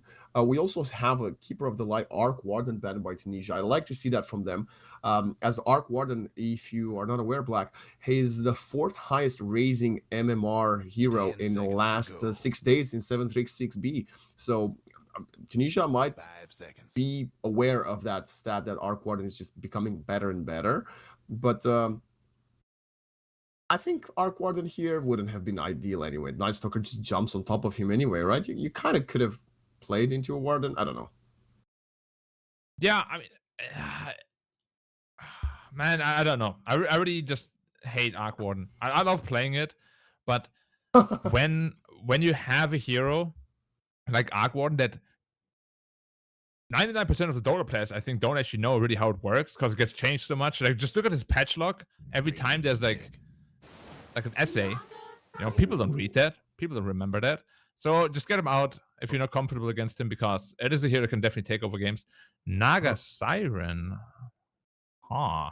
I thought we might see something like a Luna to try to play around with the Night Vision, of course, paired up with a Shadow Demon, a very traditional combo. But Luna's not really played in 7-3-6.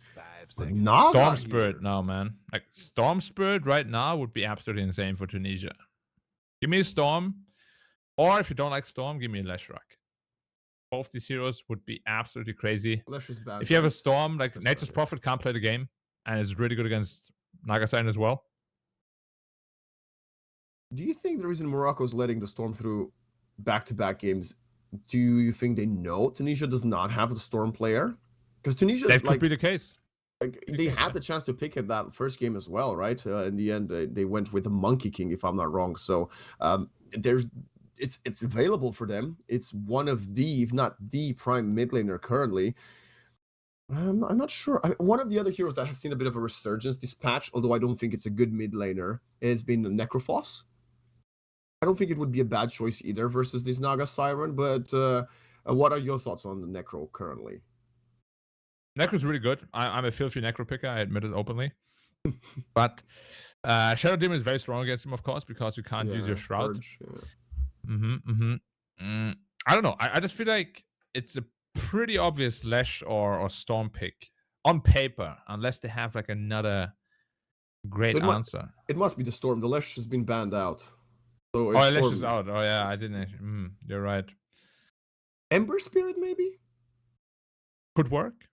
I mean, it's a similar same thought process as the Storm, right? If you go Ember, why not pick the Storm here? I guess.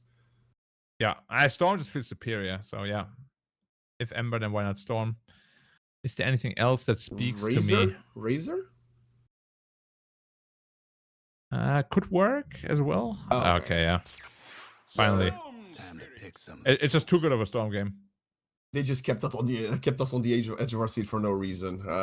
And now Stone will be the one at command of the Storm Spirit. Hopefully not with a static slide. Please don't.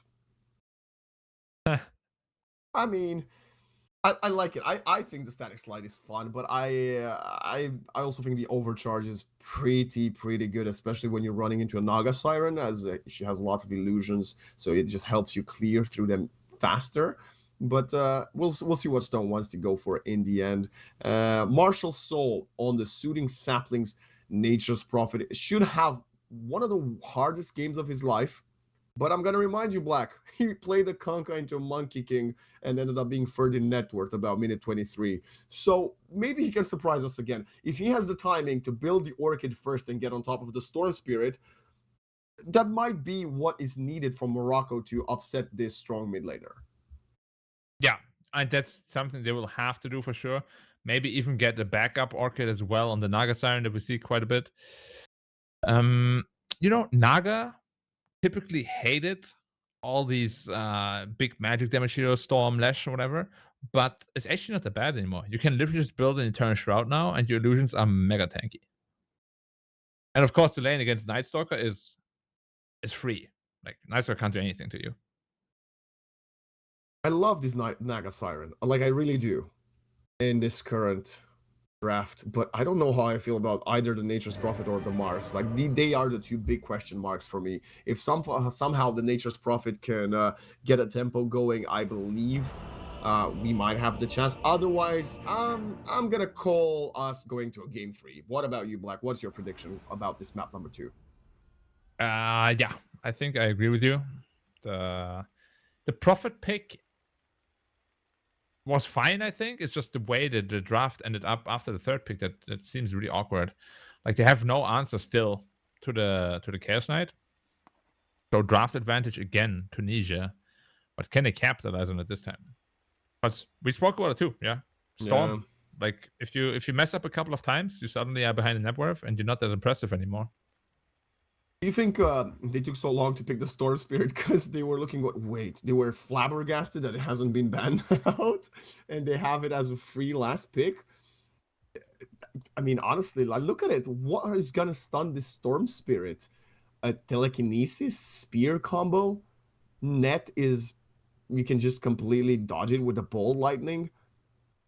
Honestly, until this Nature's Prophet gets his like level 20 or whatever that the leash sprout talent is, or the orchid, he should have a free game. And even if he gets an orchid, Storm could play one of the classics, right? He could go for the Yule Scepter. Yeah, 100%. As you said before, we have seen Eternal Shrouds on Storm, so even if they catch him, he might not actually die. I think the scary part for Storm is going to be when Naga Siren gets an orchid of her own, because then she can really just focus down the Storm, no problem. But yeah, if they don't stop Storm early and he gets his items online quickly, it's going to be very scary for the Shadow Demon and the supports especially. I mean, we spoke about Nature's Prophet as well. He can't really play the game if Storm is farmed.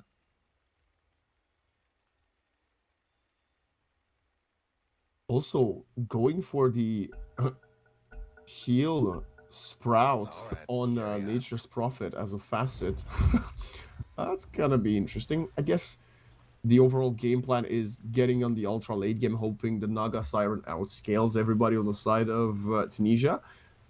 I don't think you've got the facilities for that. I'm going to be completely honest. Night Stalker, CK, Storm Spirit, plus 2 supports that are scaling quite well. I think even going ultra late, they could be up to par with the Naga Siren. Yeah, I agree. Naga's not just this late game free win anymore, especially against Storm Spirit with the blue hole, as I like to call it. The blue hole, I love that. That's good. Is that the Aghanims? That's right, yeah. Oh, Sprout. He has it. Ooh, ate the wrong tree. No, what a block. Stone might actually be falling. Blood Grenade coming in, but he's actually going to turn around and they're going to get the kill onto Nature's Prophet instead. There's more damage flying in on top of Zanetti and Cancun. They want to get more Tardito, but he will get into the safety of the tier 1 and the aura will help them. Everybody on their side of Radiant is very low in HP other than Q's Dark Willow. Now a Bramble will connect, Chaos Strike, and a triple Gale flying in from the Venomancer. Look at the slow, and the Rubik has fallen, and the turnaround is coming in. Malorine will use the Dispersion. He's trying to juke out, but in the end, it's not going to be enough. 3-4-0. Wow. I mean, that Gale was game-changing. You know, connecting to 3 heroes is incredible. Yeah, that's not the start you wanted. 1 second stun only. Won't really transition to another kill. But yeah, that's not the start you want against a hero like Storm Spirit, because he already has 3 charges now on his quote-unquote Bloodstone. Look at his mana region, 2.2. It's insane for this like level 2. He doesn't even have a null talisman. He's got 3 branches. It's crazy. Yeah. And I'm gonna single out a small mistake that happened from Morocco. We saw the disruption, to initiate from the Shadow Demon, right? And as he disrupted the storm in the river, he also threw a blood grenade. So 2 out of blood grenades, this is a bit after that happened, only 1 of them connected. And you know how strong blood grenades are level 1, right? Oh yeah, and did a ton of damage, ton of dot damage as well. Yeah, they just misplayed that level 1 a little bit, and a start like this when you're already out of... we said the same thing last game, so maybe I shouldn't even mention that, but you know, when you're behind with the worst draft, you gotta be really careful. As you said, there was the 3-man Gale as well, which was absolutely insane. Yeah, even good start. The Bramble placement from Q, right, on the top north of the stairs, forcing them to try to go around if they wanted to escape, allowing for that Gale connection, and then of course another Chaos Strike to fly in. It's the small things that make the difference when it comes to a game of Dota, right? We were just talking to our producer about other MOBAs, and Dota is one of these games that has so many finicky things, and it keeps on adding them. Right now, with the addition of innate abilities and the facets, if you make if you give someone an inch, they can take not just the whole arm, they can take your whole body, dump it in a bag, and they take you away. They won. They go and knock your ancient down. You know. Okay, let me ask you though. Yes. Okay. So as you know, I like to calculate. I like to learn. I like to perfect. Obviously, nobody in Dota is perfect, but we strive to be. Of course. Now, every time they add stuff like this, like, when do you think it's too much? There's two schools of thought here as we will get the game resumed, and one of them is that it's hard for the newer players to join in, right? And I understand that aspect, but at the same time, as a society, right, the younger generation is always much more inclined in picking stuff up, even if it feels more for us. Can it get too much? Yes. Do I feel like Dota is at a current state where there's too much in it? I don't think so. I personally like a lot of these new additions. I know there's people that don't like the Lotus Pool, people that don't like the Wisdom Rune, people, of course, that are still making their minds up about facets. But I think we're in a good spot. I also have a counter question for you, Black. As you mentioned, Dota players like using their items. Do you think we'll ever get to a point where the backpack becomes fully available to everybody, or when we get more active slots in the inventory for every single hero, not just your techies or your lone druids? So you mean instead of, I mean, we technically already have 7, depending on your neutral item. So Of you course. mean you get like what, like 7, 3 more. 8, 9? You get 3 more. Oh, so instead of backpack, it's just 3 slots. Or just addition to the 3 slots and the backpack. Huh. Now that would be, it's definitely possible, because that's part of power creep, right? Yeah. But that would be a massive amount of power creep. If you just suddenly had 3 more items, like every hero could scale into like, I don't know, into oblivion basically. Would It's that like change endless the scaling nature for of everyone. series? Would that change the fact that we prefer currently best of 3s and best of 5s? We'll just force most games to be best of 1 and then only the grand finals to be best of 3? It could be because the trajectory should definitely be longer games, right? Exactly. Like everybody wants to farm more and be on the safer side. You will see lots of illusion heroes like Terrorblades, Nagas, and all that to save family. Farm safely. OTP bottom. Okay, this is a mid laner level 3 coming in to get the kill. Onto the Venomancer, and now teleport scroll back to mid lane. It didn't even miss more than 1 creep, and he's gonna get a safe wave. He has the high ground advantage. Nature's Prophet, despite being 7 last hits behind, manages to get involved very early on and slay that Veno bottom. Yeah, it's pretty much what we spoke about, right? A hero that can really tip the scales on the side lanes, but that also gives Storm complete free farm, which is something we don't want to see if you're a Morocco fan. This Nightstalker Naga lane is not... I mean, I don't remember when I saw Nightstalker Naga lane. I'm going to be completely honest with you. Maybe 2017. And Nightstalker was a completely different hero back then. And so was Naga, right? Do you think this Nightstalker can bully the Naga out the lane as he does with most other melee heroes when he hits level 5, or no? Now, Naga is actually one of the hardest counters to Nightstalker in the entire game, I'd say. Not just in the lane. So I'm actually surprised that Nightstalker is getting so much. Pretty much same CS, maybe even more. Yeah, he's got a wave Because on like, the tower now. what can Nightstalker do, right? Like, you can just deny almost every creep. Yeah, but how much of that those last hits are Naga illusions would give you, like, what, 5 gold, 6 gold? Good question. Because level Might be a 1 couple of Naga them. illusions are quite weak. He could probably right-click some of them. I just assume they're not all lane creeps. Because otherwise he has impressively crazy farm. As look at Marshall. Using the Sprout to get the last hit, heal himself up for a little bit. We'll get the Water bottom rune. But bottom, oh, Morta, Dito. And the Lance missing. You'll push them back a little bit. Incurgio trying to really protect his Rubik. The Fairy Fire coming in. The stick was already used. But the body blocks might just be sufficient. And now the TPs from the Nature's Prophet as well. Conan Can he get out of the way? Misses the Gale, but connects And onto the Prophet, reality careful. rift. Denied though. Very nicely coming in time in Kerjo. What is he gonna do? Turning around onto Conan. This is a very nice back and forth deny. It's not gonna be there in time as the critical strike comes in from the CK. What? Is that careful. continuing? Yeah, he I missed that a little bit. But you have to be careful now with the CK too. Because CK is a hero that if you leave him alone for just a minute, he'll heal back up to full health. Oh, Black Grenade. Missed. And it's a good support. Give me a healing self, give me Tango, give me a Lotus. There've been quite a few pieces of utility being thrown in and not necessarily connecting during that skirmish. But I loved the Gale into the Reality Rift pullback because I definitely thought the Gale was missing, but then the Ruby got pulled into it and it looked cool. I don't necessarily know if it was on purpose, but hey, we're gonna say it was. Hey, cool is cool no matter how it happened, right? Yeah, luck is no excuse. That's right. You know In what's... fact- Yep. Yeah, go ahead. I was about to say, you know who's not lucky this game? Who? It's Nature's Prophet. What 90. makes you say that? I mean, it's similar to last game. He's half of the last hits of Stone, and Stone's at level 6 they're is initiating him. jumping in. I don't think you've got anybody that can TP to help this Nature's Prophet. They're trying to. The Arcane Rune doing a lot of good job for the Storm. Do they have enough damage to do anything? The Melarine, no, he's just gonna survive. He's gonna lose the Courier. But Nature's Prophet survives there. The Storm was too scared to overcommit.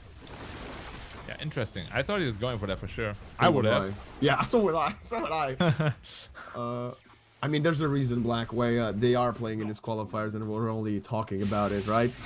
That's right, yeah. We're the sideline plebs. And he also didn't have a level in Vortex, so maybe he just didn't want to risk it. Because he already chose to go for the more farmy build.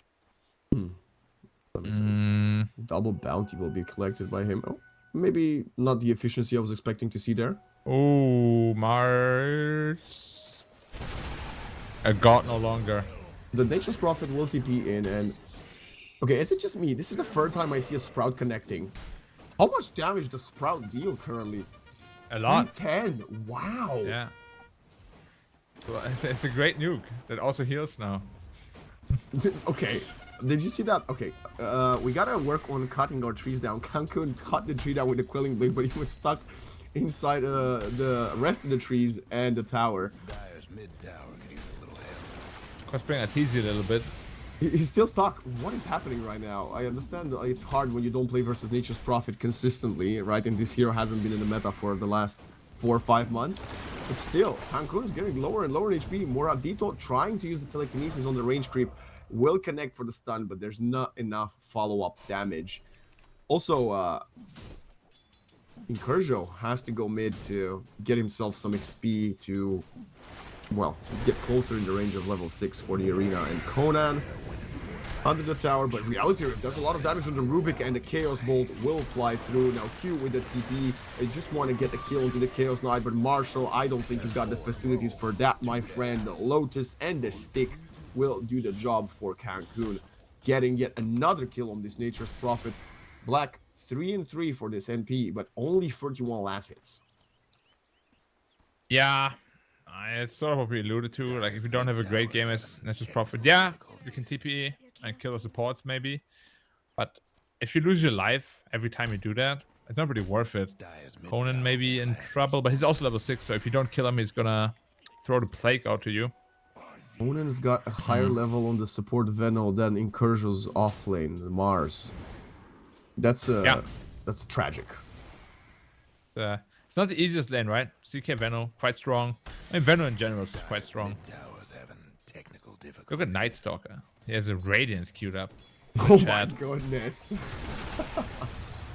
I mean, it's quite good versus the Naga Siren and versus the Nature's Prophet, but I thought he would go for the Phylactery build.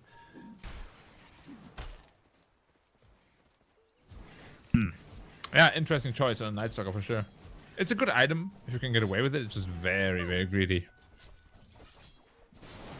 It's a big if. It's a very big if. But what they did manage to get is to kill the courier of a Nestor Storm, a Naga Siren, and that had a full blade of alacrity coming towards him. He'll be fine without it. He's got double Wraithband and Threads and a great healing Lotus. So this Naga Siren, I don't expect her to die anytime soon, but it doesn't matter if the rest of your team is dying across the map, as we have a jump in the mid. Stone doesn't have that much mana. Will force out a TP from the Rubik, and now... Or the region. Who's gonna get it? Denied. Oh, wow. Q didn't even want to take it. He was on top of it. Could have taken it. I mean, anyway. It's a small victory for the side of Morocco, as Stone doesn't have any bottle charges left, and nobody refilled his bottle either. So he's just a Storm Spirit with 600 HP and 300 mana for now. And now it's a little scary, because nobody can really lane against the Armlet CK anymore, and Storm is roaming the map, and Nightstalker is also getting free farm. So currently they're free farming 3 lanes. I think you can't really fight until you get this Orchid done, and an item on Mars, which is quite a far way off, 1500 gold for the Blink Dagger. Your supports are not the best level 5 fighters either. You kind of need to have the Demonic Purge and of course the Spell Steal.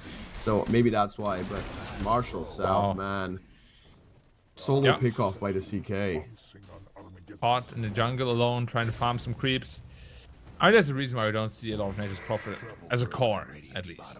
I still think support Prophet is not bad. But core Prophet, especially mid Prophet, you don't really make use of his innate ability even, right? The Spirit of the Forest, where you get bonus damage for trees around you. That's why it's so good as a support. At least we got a level 6 on the Rubik. We need to do the same for the Shadow Demon, but is it going to be enough when the Storm Nightstalker will jump on top of you? We'll have to wait and see. Also, this Nightstalker, it's been nighttime for about 2 minutes now, and he's just not leaving the lane. He really wants to be free farming towards his Radiance, and he is 2200 gold in the bank already. Yeah. As you know, the night reigns. 15% nighttime extension. Or 15 seconds, rather. Oh, goodbye, Rubik. Oh, the heal. No. And that was a nice attempt, right? Forced Stone to commit everything he had in the tank for that one. But level 6 Rubik dying already is not a good look for the side of Mortadito.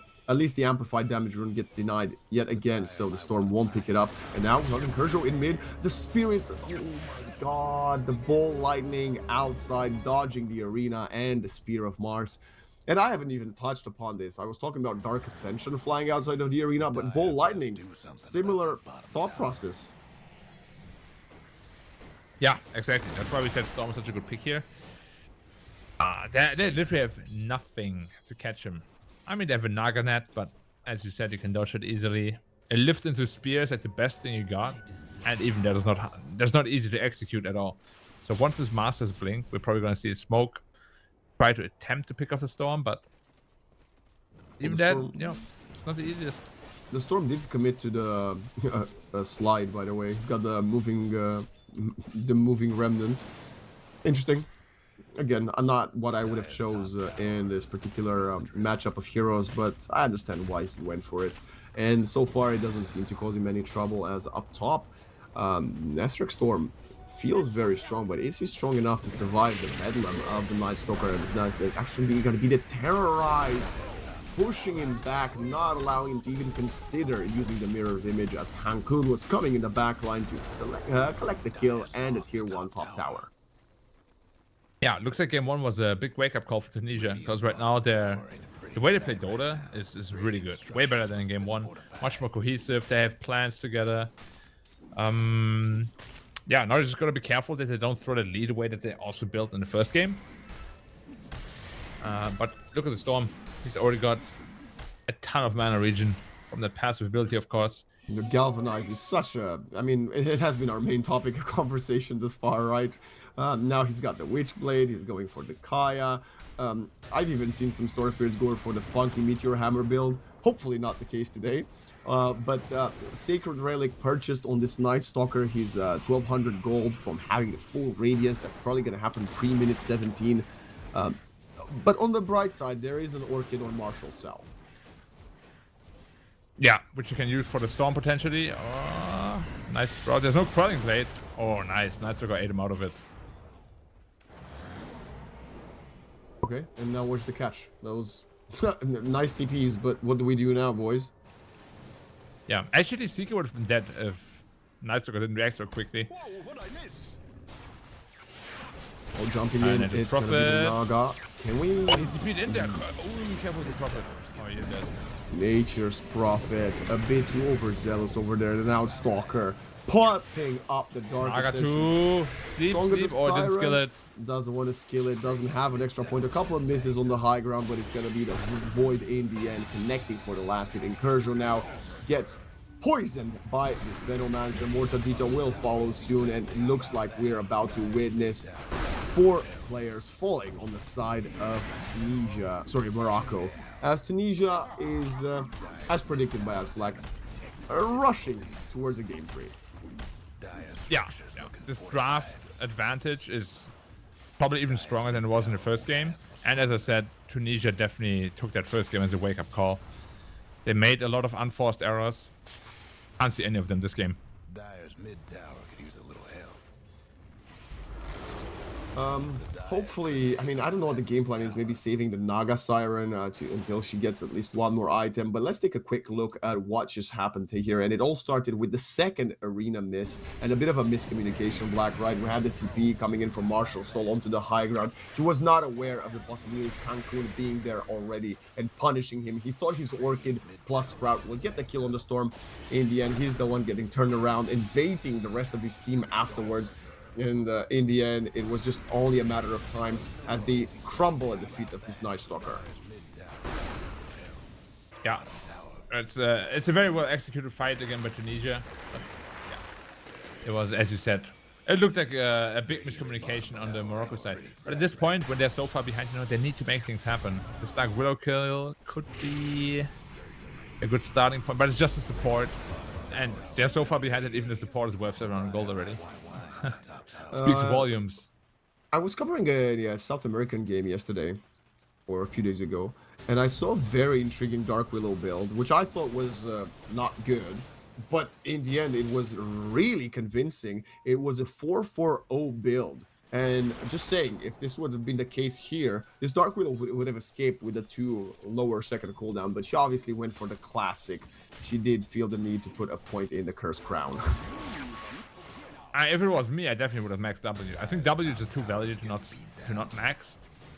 But of course, Q is also super strong, so it's always a debate between the two. But I think it's a good indicator of how greedy a player is. Like if you look at someone like Crit, he'll definitely max W as well. Yeah. Like. Yeah, How? I mean, not even a single point in Cursed Crown I thought is grief, but like I said, I've been proven wrong, so maybe this is the way to go. As we have the Blink Dagger, but is it gonna be able to jump in? Spear of Mars does connect. Where's the arena? We need the Orchid and the Sprout coming in on top of the Storm, but he has the Yule Scepter. It might just be too late. The arena is not even being used yet. Now the Storm Spirit hits the head to a wall, but it's not enough. And look at the damage! The Mars has fallen, and now the Nature's Prophet, Marshall Soul, tries to survive, pops a Sprout, and he's now on to the safety of the high ground. Coming. It's gonna be a buyback on the Rubik, and look at Zanetti looking in. I lurk in the shadows. In the end, he will stop himself from going into the tier 4s. Wow. He located the Naga though. There won't be any follow-up. But yeah, Radiance is done. Now Naga Siren is like her damage output is gonna be a lot less. CK is still scaling. I say, wow, he's 10-0 actually. I just realized that. That's crazy. My goodness me. And now we see a bit of an attempt down bottom with an Orchid. Nobody's killing this Night Stalker. But again, it was a, you know, if you just wait for the Naga a little bit longer, that's a kill right there, probably. You think so? Yeah, I mean, and that is a pretty strong ability. But even if not, it just shows that, you know, they seem to be a bit flustered on the Morocco side. Like that team play that they had in the first game was outstanding, right?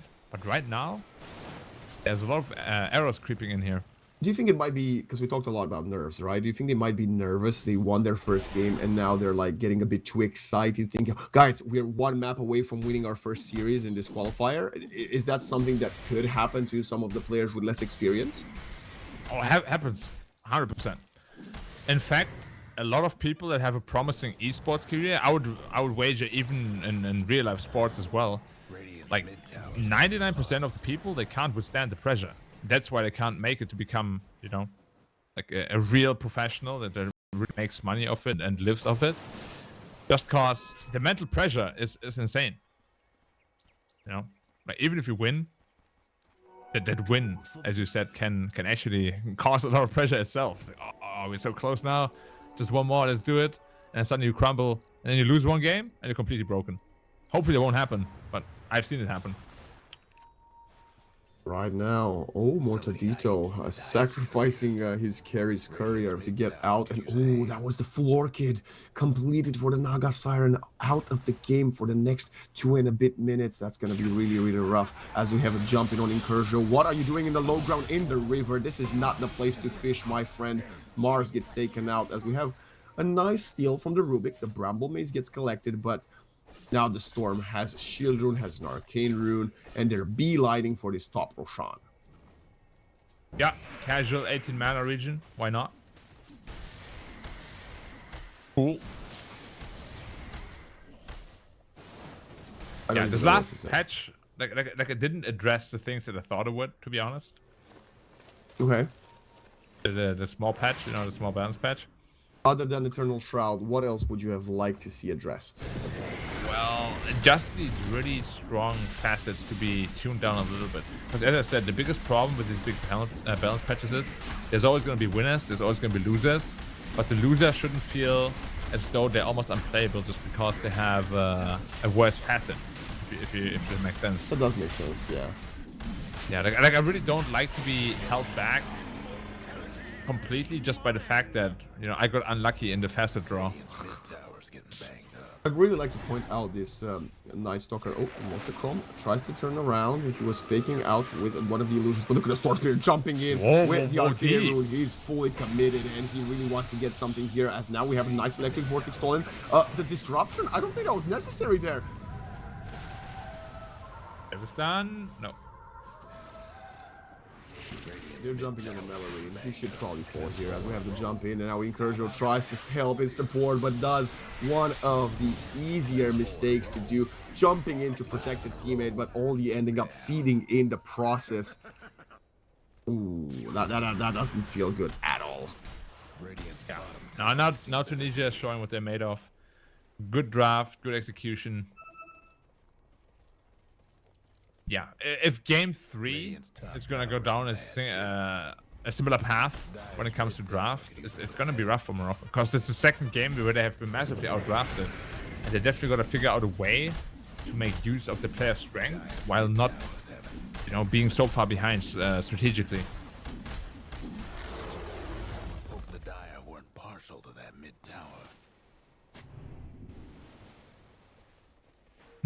Yule Scepter done on the Dark Reload as well, so if you weren't killing the mid laner at all, you were hoping for the supports. Now Shadow Realm plus Yule Scepter to debuff the Orchid, it's gonna be crazy in just a matter of moments whenever this Nature's Prophet will try to take someone's life again. And you know how we were talking about Martial Cell being 3-3, he's now 3-5, and Naga Siren is about to join him in the 3 deaths in the span of 6 minutes club. Yeah, the Naga Siren is basically the last bastion of hope that they had, but he's behind all 3 cores of the Radiant. So the light of hope is, you know, slowly fading. Yules them up. Night Stalker says hello, and you're dead. And there's another Galvanized stack. Up to 29 mana region now. I'm gonna be fully transparent with everybody here. There needs to be a miracle for a comeback to happen in this game number 2, and I'm not the only one that believes so, as DOTA Plus is giving them a 2% chance, and I'm gonna tell you a little secret block. It hasn't been more than 4 in over 10 minutes now.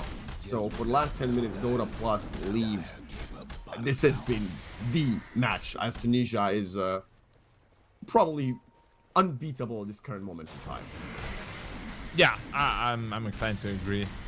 You know, it could just be a case of Morocco sort of digesting the loss, talking about the next game, Probably. figuring out what to do. Because, yeah, I mean, they must know how far behind they are at this point. And you don't even have the wombo combo like win condition, right? Where you talk about like stuff like the the black hole of an Enigma or even a Dark Seer into a Sven Stormhammer or something like that. You don't have that. As look at the confidence, they're jumping in, stoning Zanetti, slaying the supports of Morocco. And now the tier 2 will follow into the Tormentor of the opponents, and I think they can start locking at the high ground. I don't know why they wouldn't. They still have 70, 80 seconds of the Aegis. Just couldn't save that bottom tower. Nighttime ran out though, so. Ooh, he also gets speared back into the base. Where's the follow-up? That's a good Doesn't spear. exist. Okay, TP in, the BKB, and the Quelling Blade, and beautiful Terrorize flying from Q, who gets instantly rewarded with a shard from the Tormentor. Oh, they killed the Eternal Shroud. Storm Spirit won't have his Eternal Shroud for the next 2.5 minutes. So a small victory going to the Dire side. Now, did you know about Chaos Knight? So his facet, or his innate ability, Yes. 50% chance to spawn one additional Ilu. Is that with everything? Like Manta style? It's literally with everything. It's gets to the point where I believe he can spawn up to 10 illusions or something crazy like that. It's of course that is if the 50% chance is favorable. Right, okay. So pretty damn strong then. I would tend to agree with you, yeah. As But even the shard can spawn 2 Ilus then. yes, yeah. And I think, if I'm not wrong, if he gets Aghanims, it does apply to the team illusions because they're not necessarily Chaos Knight clones, but they are the illusions of Chaos Knight. Yeah, and it says every Ilu he creates. Yeah, exactly. Yeah, so the game server might crash basically. Exactly. No, I mean, I was in a game where this was a build-up, and let's just say I'm lucky we didn't get to post minute 40 because I was about to get disconnected in minute 30. That's how many illusions there were. As okay, we just lost our Naga Siren by itself. Yet again. Yeah. They're really not respecting this river at all. I think 5 heroes died there in the last 10 minutes. So I'm going in again. Nighttime popped. Good blink. Dark Ascension though will allow for division and another kill onto the Rubik. We're currently looking at 27 to 4, about to be 28. BKB from the Night Stalker does not want to waste any more time. We have the arena, and that's about it. The Terrorize will take them out. Cancun just jumping in. Reality Glyph, BKB, Chaos Ball. Look at all the illusions around him. He is uncontrollable on this Chaos Knight. It's actually really funny to see that literally everything just can spawn the digital illusion. So even his ultimate can just be 4 Ilus for free. Wow. Now, you know, it kind of makes more sense now when you think back about what I said with strong facets and then weak facets. Absolutely. What's here? Let me just look at a random hero. Enchantress. Anti-mage. Okay, Gains anti-mage. damage when his enemies are at low mana. What does that even do? Bloodseeker. He works like a Bloodseeker, but instead of Of speed mana. and and instead of HP for attack speed, he just gets higher damage. Oh, that actually sounds decent. That is pretty good. But no, if you want to see a really pointless one, look at the Enchantress one. But you know what's not pointless? A Ooh, kill Zanetti. by the Naga Siren killing Zanetti, and also that was a gem carrier. This is crucial. The Naga does not have enough slots to take it, although she has 2 branches, so I don't know why she's not picking it up. But yeah, the couriers are not gonna get there in time. Okay, that could have been a bit better if they managed to pick the gem off the ground. Cancun will be the one to get in the reposition of it. That's a lot of gold swing at least, but still 18k. And I actually like that he picked up the Bloodthorn because when you're this far behind, you just need damage. You need to be able to kill heroes when they're out of position. So nice pickup, makes a lot of sense. And when you have a Naga Siren, the game is never fully over. I mean, there's no always mega ways to creeps come yet. back. Like, all the lanes are still standing. Although there's no more outer towers for the Dire, they still have tier 3s in every single lane. So That if we really want to be positive and looking at the bright side, that is true. At the same time, this Storm Spirit is level 20, and if you take a look at the XP graph, they have over 12 levels ahead of the Dire. Oh, that's rookie numbers. As long as it's not 30 levels, they still have a chance. Okay, I see. Yeah, I mean, sure. You heard it here, ladies and gentlemen. The comeback has already begun. It won't be an easy one, but we've seen crazier things. Oh, Mass TP bottom. What is? Did you spotted the Naga Siren with an observer word on the cliff? Are they gonna realize that the real one is coming to the lane, though? I don't think they're gonna realize that. Sleep, sleep, sleep, sleep, sleep. Nice dodge. Orchid turns Nice. around. TP Oh, out. he didn't sleep before TPing. Wow, that's very curious. You definitely need to TP if you want to. Sorry, sleep if you want to TP out there.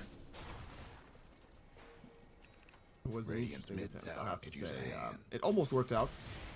Will they realize what spotted the Naga or where the observer word was? That's what I want to see right now. Like I said, this gem that they didn't pick up will probably be what's costing them a lot.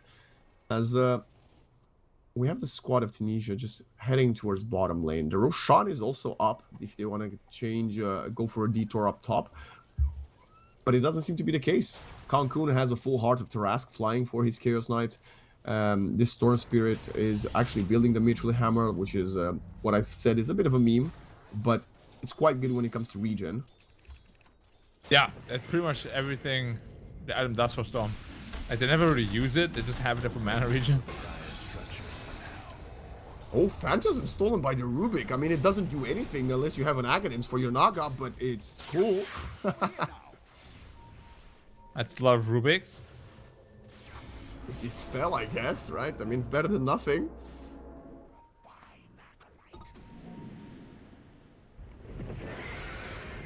Wow. Wow, look at him. The Rubik is out. Maybe they're just gonna throw a lot of, like, spells on it because they're not gonna realize he's got Phantasm and they're like, oh, that's the real Rubik. Let's use our Noxious Plague on him. I don't know. Yeah, but even then, would it really be a difference maker? No, I don't. I feel like Venomancer is actually not really part of many fights here. Yeah, let's take a look at the assists actually. His 1, 3, and 14. You're correct. Actually, he's been involved in the least amount of kills on the Radiant side. Wow, that's quite surprising. Same amount as Q on the support, but this Chaos Knight has been the be-all end-all. 13, 0, and 7. Part of 20 out of 29 kills, but he will get spotted by Nestor from up top. Okay, I mean... Whoa, it's a very confident TPN. What just happened? Ow, ow, ow. He got out. He got out. And he forced the BKB. Yes, it was the 8-second BKB for the 9-second BKB of the Nature's Prophet. But he didn't die. That's right. Slight miscalculation there, but made the best out of the situation. Now it's Roshan time against the second one, so it's going to be a cheese. Yeah. Oh, the Tarask is flying to the Naga. He's got a full heart on the courier.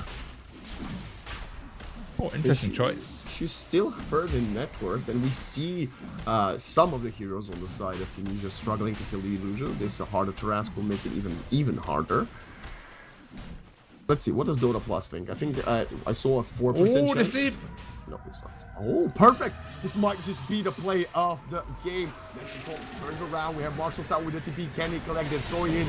But the Radiant collects the Roshan, and Cancun gets the Aegis. Storm Spear has the Rune Scepter to survive. And look at the Dark Ascension. BKB Night Stalker flying around. Naga Siren trying to kill the Aegis target. It's going to be a 1-for-1, but you do not have a second life. As Stone pops the amplified damage and gets to work. Reality Rift, the mid lane taken out, and despite what was a great attempt, the arena's coming in a bit too late. Team White will be completed as Tunisia not only gets the Roshan and the Aegis, but also 25,000 net worth will be in just a matter of seconds when the gold gets fully updated in their favor. Black, that was a great attempt, but where was the arena?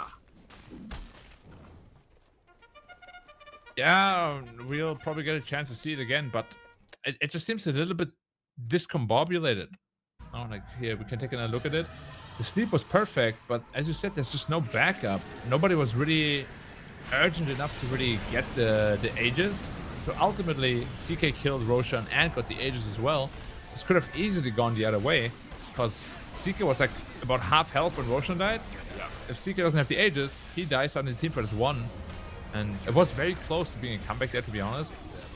But yeah, now it's going to be incredibly difficult to actually mount a proper comeback from here. It was also, a lot of things went in the favor of Morocco. The Dark Willow Terrorize actually hit only the Phantasm Rubik Illusions, and even despite that, there was not enough team fight presence there, as we saw Incursion arrive on the Mars way too late.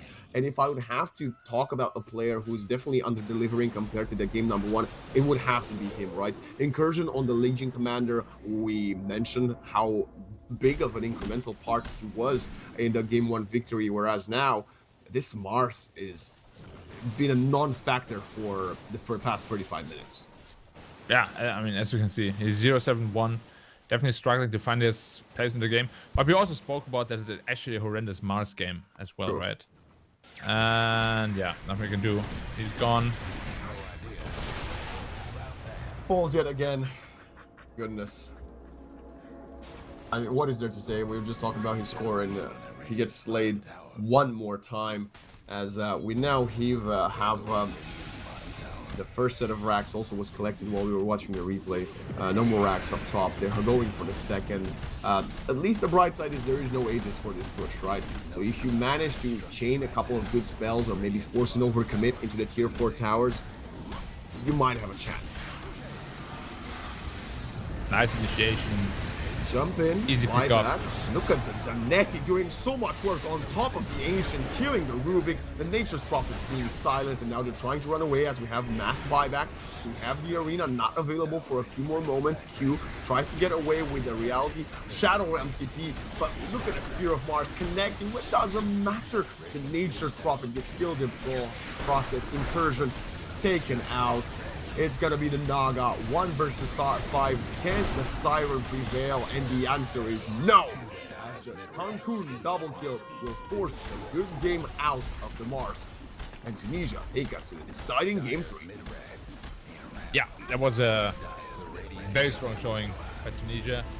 Somewhat what I expected in game 1 with the draft they had there, but you know, that's what we said, best of 3, that's what it's for. Yeah, Morocco. They have to work on their draft for sure. Tunisia now both games. This game even more so than the first game. Huge draft advantage. And DOTA nowadays, I don't know if you agree with that point of view, but I feel there's like 2 parts to the game. First, it's more like chess-like. It's like a strategy, right? If you lose that chess portion badly, playing the actual game becomes incredibly difficult. Like in this draft right now, yeah, it was incredibly one-sided, but to be entirely honest, I don't even know what they could have done differently. You know, it was just kind of like doomed to fail from the beginning. Are you making an analogy between Dota and chess boxing, Black? Are you familiar with what chess boxing is? I saw it, yes. I mean, this is what you're telling me right now, and I have to agree with you, right? And you see it now.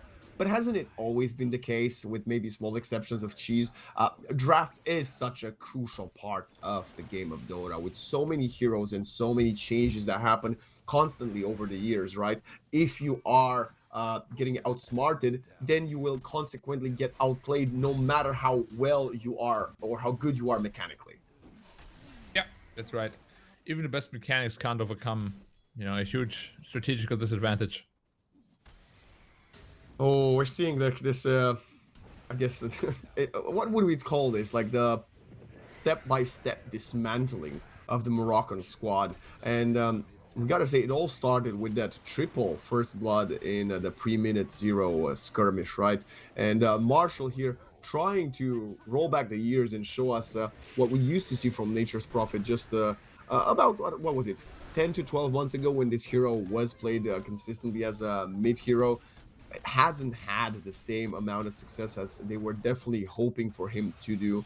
Whereas his counterpart, Stone, even right now with a nice escape with the assist of Cancun, he was everything that we've been talking about, right? This hero is the prime mid hero, and somehow made his way to the last pick phase in this second game. I hope Storm will be banned in game 3. That's all I have to say about Storm Spirit.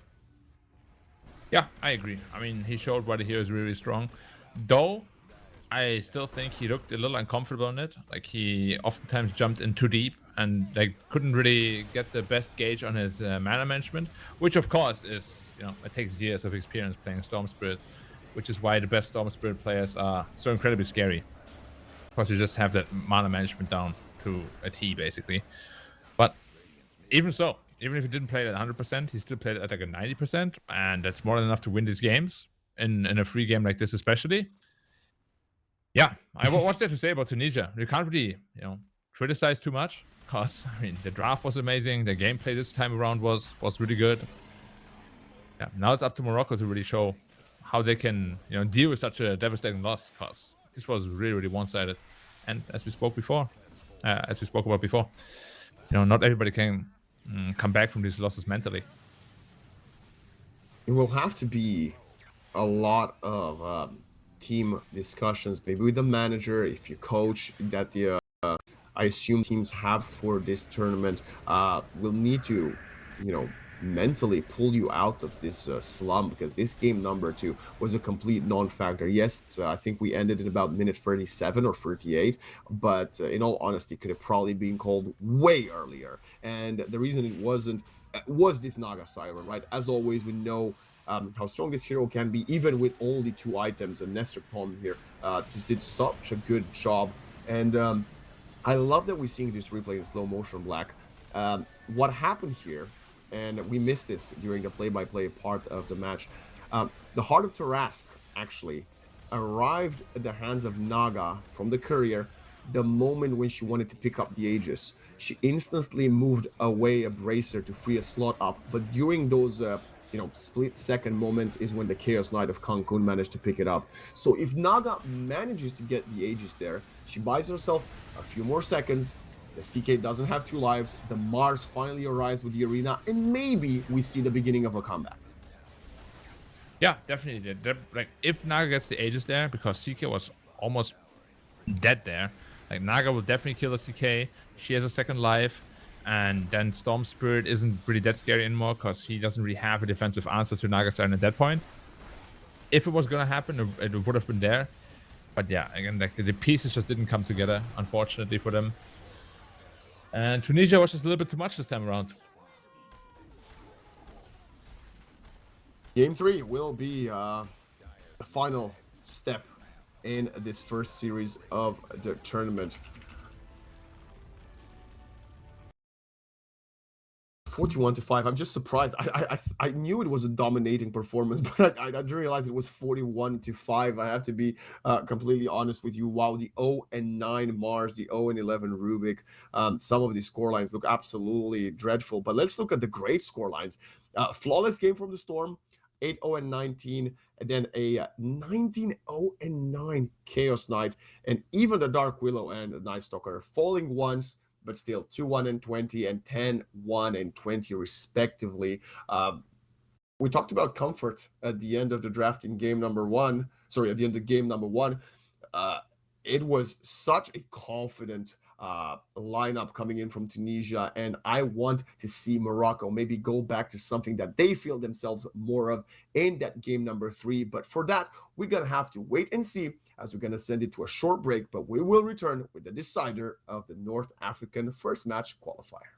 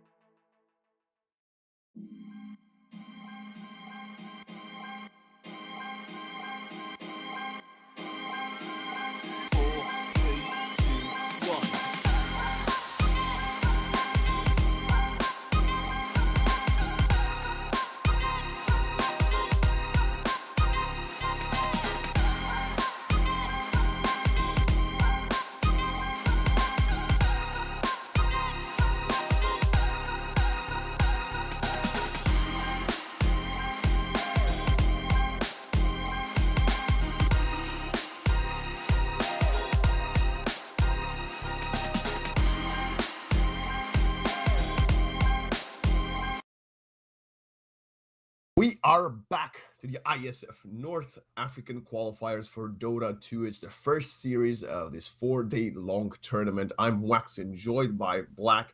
And Black, after game one, we talked about, wow, game one was amazing. This is what the type of Dota we were hoping to see this tournament. And what better way of continuing that thought with going all the way for the first series with now a game three coming up.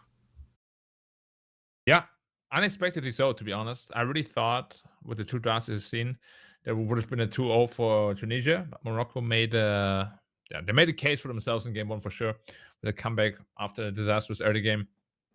Game two, however, Tunisia, of course, didn't let anything slip away from them. Now, game three, do they have something else up their sleeve? Because that draft in game two, you could argue, was even more one-sided than in game one. So if it follows the same sort of trajectory, game three should be, an Walk insane in the park. draft. Yeah, it should be a walk in the park for the Tunisian side, which I believe, like you said, is more than a fair assessment as we're going into this draft. And we got a vengeful spirit. They're not going to make the same mistake, I guess, game one. Realize Morocco had a good plan, and they're not going to allow to get their hands on their execution plan yet again. Oh, Chaosnet out this time. Okay. I mean, he was amazing, obviously. 19-0. I wouldn't want to face that guy either. 5 seconds. I mean, does that mean we're going to get a Shadow Fiend or a Dawnbreaker not being banned by Morocco? Because they were quite staple in banning those three. Dawnbreaker. This might just be team specific. I mean, Tiny is just, Tiny. He has been an amazing support for many, many, many years. Any reposition abilities, of course, are incredibly annoying and strong. Clockwork this time around. Makes sense. Very strong support here. 5 seconds. Even as a core, I think it could work. You think so? With the cogs build up or the other, what is it, the battery assault one? Probably battery assault. Oh, the hookshot. No, it's the hookshot build, right? The one that if you hit an ally, the cooldown goes less. I think that's the alternative. Right. Yes. I think both of them are quite good. It's just what I think makes it viable as a core is the overclock gives you 250% attack speed, I believe it was, which is crazy because he's also a university hero, so his base damage is incredibly high to begin with. I think it can work. Dota 1, we've seen it all the time. Bring it back. And mid clockwork is super fun to watch. You get faster with 6, you roam around the whole map, get kill after kill. 10 seconds to go. Well, hopefully get kill after kill, because if you don't, you use this. But even on Centaur, wow, Morocco completely changing up their bans, allowing the opponents to get their hands. Oh, never mind. No, the Dawnbreaker is still banned out. Never mind. I was about to say they can take the Dawnbreaker. So the only big difference from their first set of bans is the Shadow Fiend. And Tunisia says, you know what? We don't even want it. We'll take the prime hero this patch, which is not the Storm Spirit, that's the prime mid hero. I get their hands on the Weaver. Oh man, Tunisia banned it last game because they didn't have first pick, and now they have first pick again, and they're picking it. It's interesting to see how these two teams prioritize or don't prioritize the Weaver. Yeah, Weaver seems to be highest priority for both of these teams, which I can't believe. Like Shadow Fiend, I think right now in Dota is actually the strongest hero in the entire game. Shadow Fiend? Yeah, the hero is so crazy. Really? Dude, he's so strong. I'm gonna teach you the trick of tricks, okay? Please, senpai. So when you have Axe, okay, the ult comes back in, right? Yes. So what you can do is, and what everybody should do after hearing this, you can blink after ulting, and the draw back in follows you. Which means the combo is this, right? You cast ult, a patch. That's a very early patch. Please finish your thought. I'm very intrigued right now. Let Black cook, ladies and gentlemen. Alright, so what happens is you ult, preferably on top of a hero, but it doesn't even have to be. You ult, you blink in to 4 players or whatever. They instantly get feared because the ult comes back. Then you refresh, you ult again. Literally everybody is feared for 4 seconds, and you probably instant kill 2 or 3 heroes. It's absolutely busted. So as in you, oh, I get it. So you can even ult in fog and then blink in. That's right, because the ult I comes back to you understand. wherever That's you cool. blink. And then you can refresh and channel the second ult as the first one comes back. 10 Yeah, seconds they're all to And feared go. already. Obviously, SF ult deals a ton of damage. And there's a 5 talent that seconds. increases the fear duration per line, so they can literally be disabled for 4+ seconds. It's just an incredible team fighter. Magic SF Oh. is the way to go, and he's just crazy strong. So now that Morocco hasn't banned it and Tunisia doesn't really seem to care for the existence of Shadow Fiend, do you think Morocco might consider it to get it later on, especially as they have overall last pick? Maybe. I mean, I always love to see Shadow Fiend. It's a very volatile hero, especially as a caster. So if they have it, bring it out. Because I'm not sure why they pick Patch, because Patch against Weaver is not that good. Do you think it's a case of like after this loss they like kind of deflated, or is it like a legit strat of theirs? I think it might be a confidence pick. Right, Pudge is by far the most played hero in Dota at well all levels, but including the lower tier levels. I think in the current meta, 10 Pudge can be a seconds bit to of a go. flex. We see teams playing it as a carry, but still also very successful as a 5 support. seconds. So if you've got 1 or 2 Pudge specialists in your team, why just not take it? Because yes, it's not the easiest to hit it on Weaver, but if you do hit a long range hook on Weaver with the right facet, this Weaver just dies because he doesn't have a big HP pool. True. It can work. It's just the matchup in general, like Weaver is very elusive. And of course, Patch has very low armor. So the beetles are hard to deal with. You have low attack speed. But if you can ever get on top of him, then yeah, maybe you can make it work. It's just a weird response to see it as a first pick, you know. Okay, what is happening now? Because Morocco is really taking their sweet time, and they banned out the Veno that put a lot of problems to them last game. And okay, they wasted 2 minutes of reserve time to go for the Rubik, which is something they played every single game. Okay, I mean, what do I know, right, Black? Yeah, what do you know? What do we know? Definitely. Aladdin, Wow. straight away. That felt like it was without hesitation.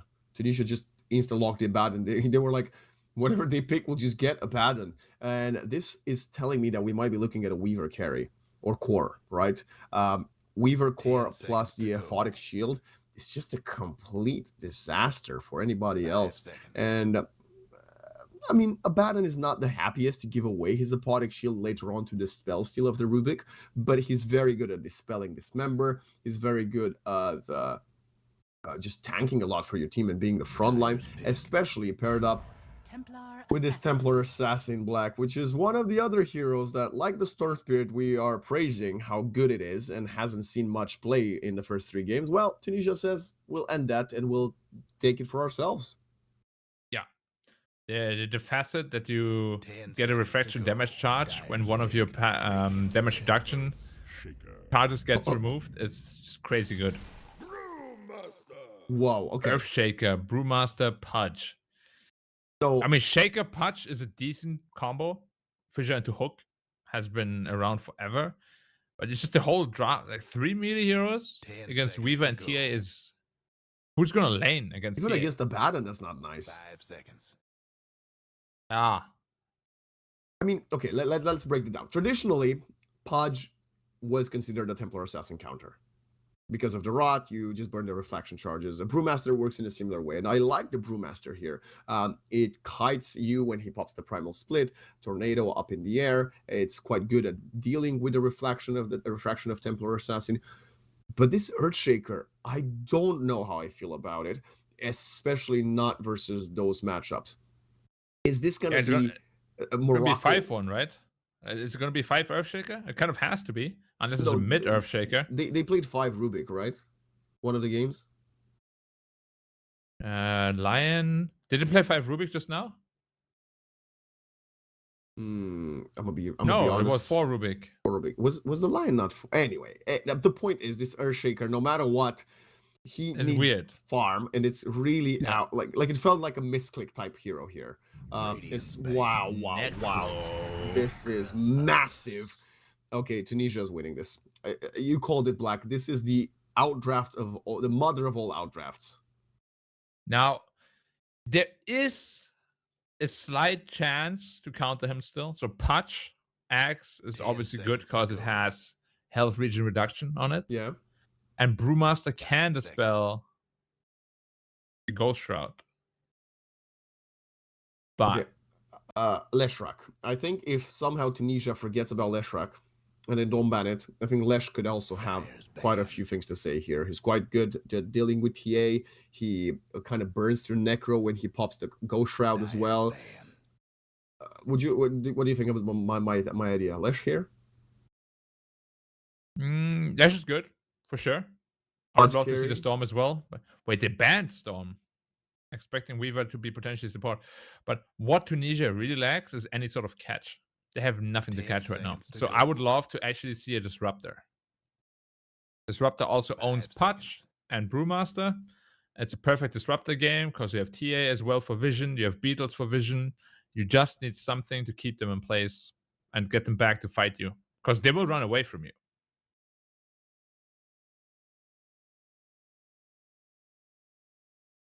I love Disruptor. I Radiant's think banned. he's in a similar ballpark for me as the Shadow Demon. He was played so much S tier support last patch. He hasn't really received any nerfs, but people forget about him very often. And it might just be because the existence or like the realization that Eternal Shroud is very busted. But I think it makes plenty of sense here 10 to get the seconds to Disruptor. go.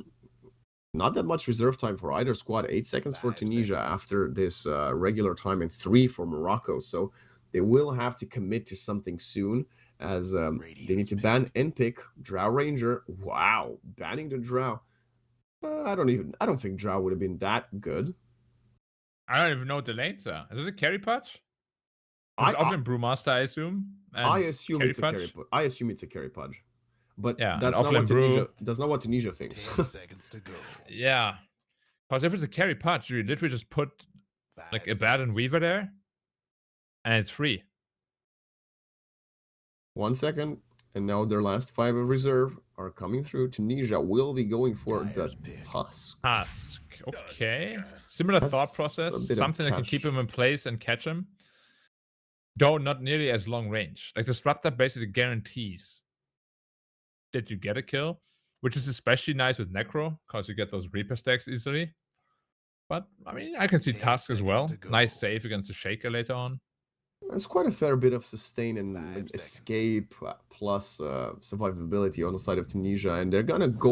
Wow. Teams all set. Oh, maybe Who's they it gonna were cooking be? with a Drow Ranger ban. It will be an Archer, but it's gonna be the Bony Man, Clinks himself. Overall last pick, and Clinks can Mid rush the Brewmaster. Orchid. Wait, what? No, Marshall. Hmm. Wait, that Very means an interesting. offlane Pudge. Wait, so it's mid lane TA, off lane Necro. So Necro can actually lose to Clinks. But Clinks' support partner isn't the strongest. And then we have the carry Weaver. Huh. But offlane Very, Pudge. very interesting. It's offlane Pudge, yeah. Against Weaver Abaddon? That sounds terrible. This is not a good game plan, ladies and gentlemen. I'm gonna be completely honest. Unless Marshall and Incursion decided to swap lanes in the last game of the series and have the Pudge mid with the Brew top, which again wouldn't be ideal for the Brewmaster, but I think he can actually sustain through some of that aggression, and then Incursion should be fine-ish versus Stone's Templar Assassin. They've been in the kitchen, Black. That's all I can say. I mean, this is the definition of what this series has been thus far. Tunisia trying to stick as much as possible to the meta, maybe with the exception of the Tuskar, and Morocco trying to be as out of pocket as possible, and they have managed to do it yet again, as we now see the loading screens and we heading for the deciding game. Prediction, Mr. Dominic. 2-1. That's great, ladies and gentlemen. You heard it. One of the teams will win the map. We don't know which team, but thank you for that fabulous analysis. I love it. Yeah, no, but I do think that Radiant draft is quite advantageous. We didn't really talk about it, but the TA shot obviously is also insane. I love it. Yeah. With the silence against all these heroes. It's a good overall draft. The only thing that they're lacking, as I said, is good catch. I mean, they have a Tusk who's decent, but it doesn't really stop people from running away unless you really can block them off with shots, which isn't free or easy, right? So they're really playing for lane dominance, getting items, shards online, and then playing from there. If they pick Disruptor, I would say there's almost a 0% chance that they can lose this game. But now that they don't have a proper, easy way to initiate, it's going to get a little more difficult to win. The fact that this is an Earthshaker support makes me even more confused, right? If they would have somehow like pulled up a bit of a cheese with like some sort of a mid, maybe even offlane Earthshaker, I would have gotten it. I am truly surprised by it, and it might just be the fact that, you know what we talked about, they don't have a wombo combo to defend their high ground, and they hope that a blink echo slam might keep them in the game if they end up being as far behind as they were in that game too. But look at the smoke up this time around. It will be both squads, and they have a Pudge. Can Incursion connect early on with an enemy? The smoke breaks. Is he gonna go for a blind hook? He doesn't seem to want to do it. Yeah, always a little difficult if you don't really see anything. And they obviously don't know that they have a ward there. So they're completely under the enemy's vision. 30 seconds to go. But yeah, I don't think they're gonna make any moves. They're probably just gonna wait for the rune to spawn, try to get some punch magic working. He's very far, yeah. They do have a ward there too, though, so they shouldn't really get caught unaware.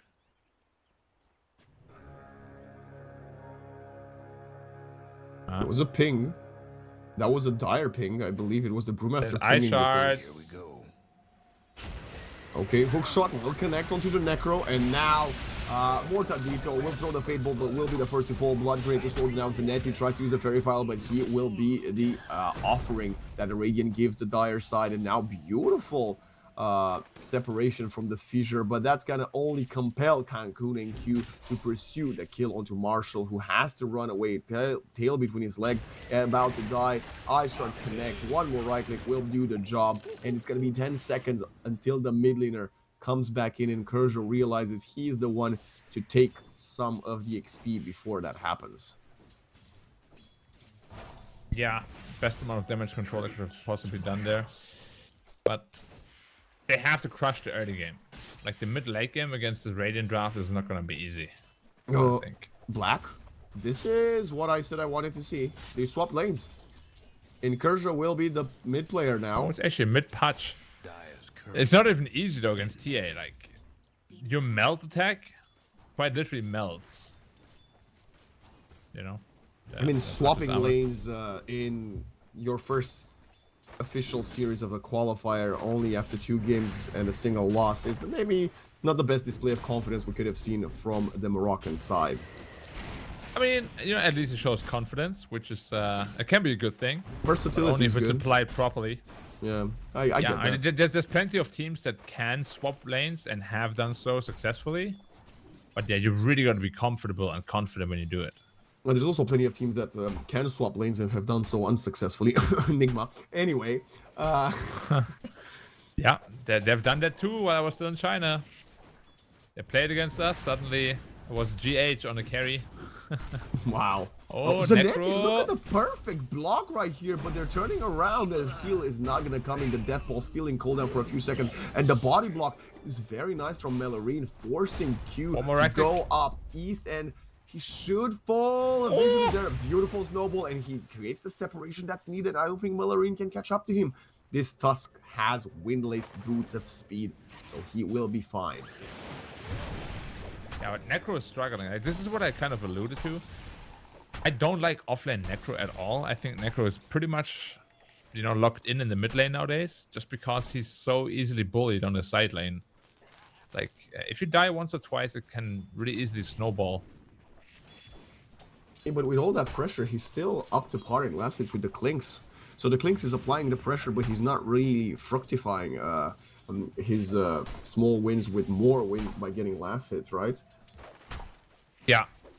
Which is a little bit surprising. Like, it should be quite simple for him to last hit with Tar Bomb. I guess he was very focused on just harassing the Necro rather than last hitting, which enabled the kill. But yeah, we need things to be fat, very fat. As expected from my side, the Pudge is doing quite well up until TA hits level 5. And then at that point, Pudge goes, hooks a few neutral creeps, gets level 6 and starts rotating. So a pretty balanced lane, but down bottom, Marshall and Mortalito are having a hell of a hard time to play into this Abaddon Weaver. You know, it's just one of these matchups. You don't practice playing into a Weaver running at you with a Photic Shield ever. But when it does happen, you realize, oh my goodness, this is so oppressive. Yeah, it's a very strong lane, and Weaver is pretty much impossible to kill in that lane. Oh, now they're on top of the Rubik. Shouldn't be able to kill, though. Yeah. So it's a strong lane, but they don't really have much kill potential. Ooh, okay. Well, I said Templar Assassin level 5 is what it's needed to like beat the Pudge. I didn't think it's gonna happen like instantly when she hits 5. So maybe Incursion with a bit of a misstep there, maybe tanked a few too many side blades. I think what happened is he actually hooked him into the tower and he just got beaten up. Okay, oh, wow. The classic. Now I'm gonna hook you into the tower and beat you. Oh, you're too strong.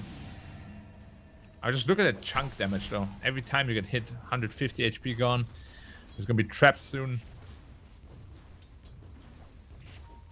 Cancun is also doing very well with his last hits, not just with the harassing, right? But Clinks has managed to actually start picking up some of his weight up top as well, and now he has level 4, a level advantage in front of Zanetti's Necro. So Death Pack starting to be used, consuming some of the creeps on the beautiful fissure, but is it gonna be sufficient? Not enough mana on the Clinks Nesserk Storm. It's gonna be very sad actually. He will pop the Clarity instantly though to get himself up to par. But the kill there would have been nice, but even not getting the kill and just forcing this Necro to play so far behind, it's gonna make it even harder for him to last hit. Like, look at Zanetti. He actually missed 3 last hits under the tower and only got 1. Yeah, it always feels double bad when you're Necro, of course, because your HP and mana region is tied to it. Okay, Mellorin, you're way too confident right now, my friend. But the level 4 on Zanetti Ghost Shroud is gonna allow them to go a bit further. No, there's no way he has Radiance queued up on offlane Necro when he's struggling this much, right? It might just be a meme, right? He knows he's on stream. He wants to entertain the audience, right? Well, I sure hope so, because that's where you get reported in high immortal games, you know? Cancun, okay, might actually get a kill because Marshall Soul really wanted to get the Lotus. One more right click will do the job, but the Dire Creep's kind of blocking Mortadito, and he's not going to be able to throw the Fade Bolt onto the Weaver. Look at the rotate mid. We have a Tusk. If you block him, he's dead. His TA deals an insane amount of damage. Now the creeps are under the tower. Oh, they're going. One right click connects, and now the crit from the Mel Strike, the third one. Yeah, he strikes perfectly. Turn around. Very nice target focus from Incursion. Realizing he needs to go for the Templar Assassin as he would have fallen. Oh, what an interesting play. Trying to deny the trap to prop the side blades, but didn't quite happen. Meanwhile, the Weaver Cancun, like I said, going on a holiday in Mexico, right behind the tier 1 tower, and he's actually going to steal the Wisdom Rune of the Dire. This is a massive loss for the Moroccans. Yeah, 100%. And I guess Q just didn't expect to get dismembered right away, because he had a snowball already. Yes. Oh. Yeah, very decisive play by Incursion, at least. It's very good, but yeah, the supports are going to be very underleveled. So Rubik is 4, Shaker is not even 4 yet, and Shaker is also dead. Oh, This is so tragic. The life of an Earthshaker is never nice during laning phase unless he's a core, but the life of a position 5 Earthshaker with no wisdom runes, he's not gonna have a game until minute 16. Yeah, I'm not a big fan of 5 Shaker. It has won some tournaments and some games, so there's definitely merit to it. But yeah, it's just very, very difficult to actually bring through. Oh, it's a netty Ghost Shot is a cooldown. We're not following. Yeah, I'm looking at Incursion just rotating, maybe trying to get the last with the coke shot over here. He's gonna use the Dismember to just get it closer to the Clinks, and it's gonna be Nesser just getting the last hit. A pause and a tip. Okay. I mean, Yeah, I got tip, bro. not necessary, but hey ho, we digress. I want to go back to the minute 7 Wisdom Rune Black. As a support myself, I realize how crucial the 7, 14, sometimes even 21 minute wisdoms are, but it's so hard when you get like the opponent core coming in to contest your wisdom rune, and your cores are like, no, I'm just chilling in mid. Let me do my thing, and then you lose that, and then they start shouting at you. It's minute 13. You got level 5 if that. Like, oh, where's your ulti? I'm like, you didn't help me with my wisdom rune. It's one of those things that unless you are a support player, or of course a high MMR player, you don't understand the value that the minute 7 and minute 14 wisdom runes can have for the early mid game of a support. Yeah, no, I mean, I completely agree with that.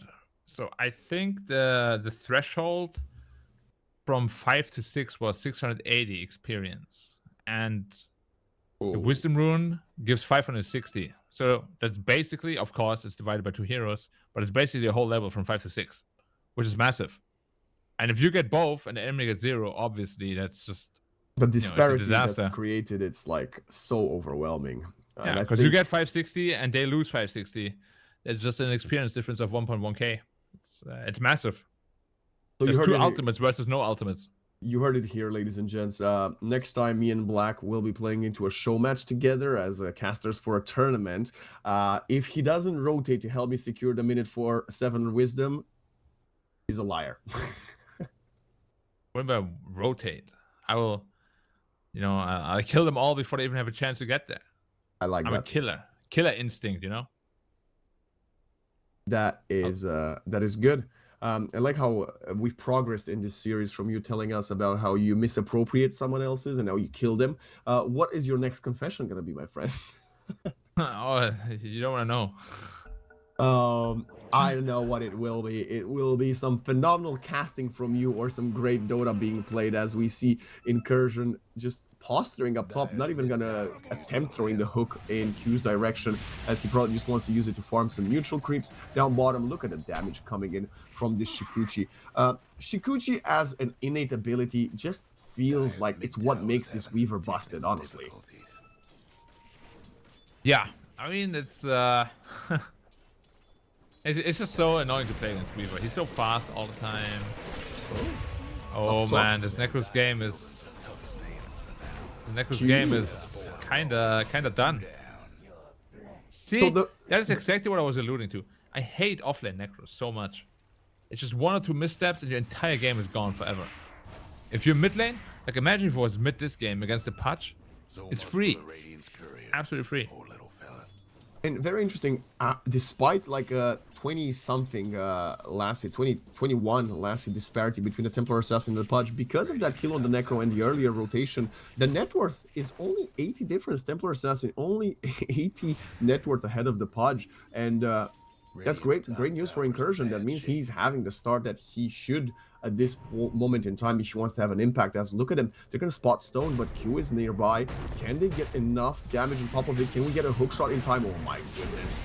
Level 4 Earthshaker just dies, and now the Pudge will hook the Cancun Weaver, but they are killing everybody. They just probably need to TP away, as they do not have enough anything to do so. 3 have fallen. Incursion will get dove behind the tier 1 tower, has the Dismember ultimate, turns around the Cancun, but the Reaper scythe flies in, and now the Brewmaster turns around into 1 versus 4 with the TP. They're gonna get separated by the Ice Shards.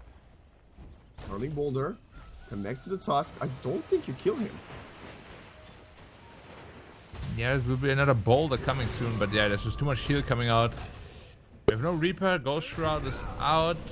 Yeah, he just walks it off. And it was Klink's first death as well. Ooh, burst damage. Not enough.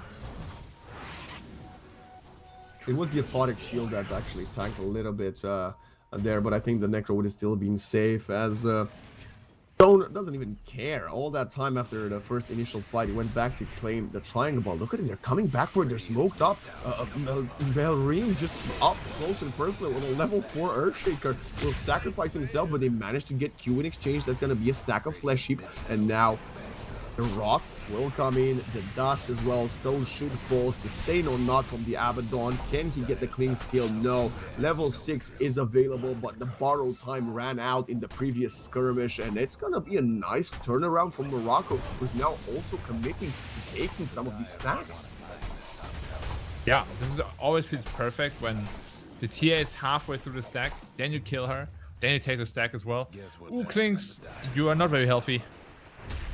He just walked into a dust, and he will fall, most certainly. One more actually good, nice hook shot from between the creeps, and Incursion is here to play, sniping that meat hook through the body of the Necro. The Dismember will get the finish, and now Incursion should get away scot-free. The Rubik will get caught by the Walrus Punch, and a nice fissure to create separation, but Snowball will reach the support. Yeah, but they definitely woke up here. Despite the draft being disadvantageous again, they're really making it work somehow. Hutch is roughly halfway through his Aghanims at this point. And once that's up, Necro is going to struggle even more. And he is already struggling like mad. Radiant's mid tower could use a hand. Let me take a quick look. I want to see Dota Plus. Dota Plus still, despite this Necro not really having a game and being the lowest net worth core with 4,000, it's still a 66% in their favor. And honestly, I mean, the Weaver and Templar are playing very, very well. So maybe that is why, as we now see them going behind the tier 1 tower. Melrine, like I said, level 5 still, no Echo Slam. Nice turnaround on the Cancun, and he will try to run away as we have the Reaper side connecting to the position 5 Earthshaker. Now the Primal Split coming in. This Klinks is just dying to the damage that's flying around him. He needs to get away. He can't get so close unless he uses another Death Pack. They're turning onto the Abaddon. No more borrow time, and I think they will get the second support kill with the help of Fade Bolt from Mortadito. 2 for 1. Yeah. Now the only problem they're running into is they're skirmishing the entire time, so they're not farming any creeps. So the gold advantage isn't really dwindling or going into their favor. They're very skirmish heavy, which is good of course, because they have Patch, who has pretty much infinite scaling, but you still gotta get that net worth up on all the heroes. Oh, nice hook dodge. Radiant's top towers. Oh. He's stuck in a world of his own, but do they have enough to jump in? We were talking about Stone? The Templar Assassin? Stone, you're gonna be turned to dust as you jump into the field of your opponents, but what a reposition from the Snowball. I didn't even know that was possible. Now the world is spun. You do not have a Primal Split. They're running away. Echo Slam coming in, getting to Templar Assassin, managed to pop the refraction, is still alive. The dust is coming in. Can the Klings get away? Turns around with a Death Pack, and the damage is flying in, but he will fall yet again. Templar Assassin will get the job done. He's somehow still alive, collecting souls. That was a very interesting Snowball Fissure interaction.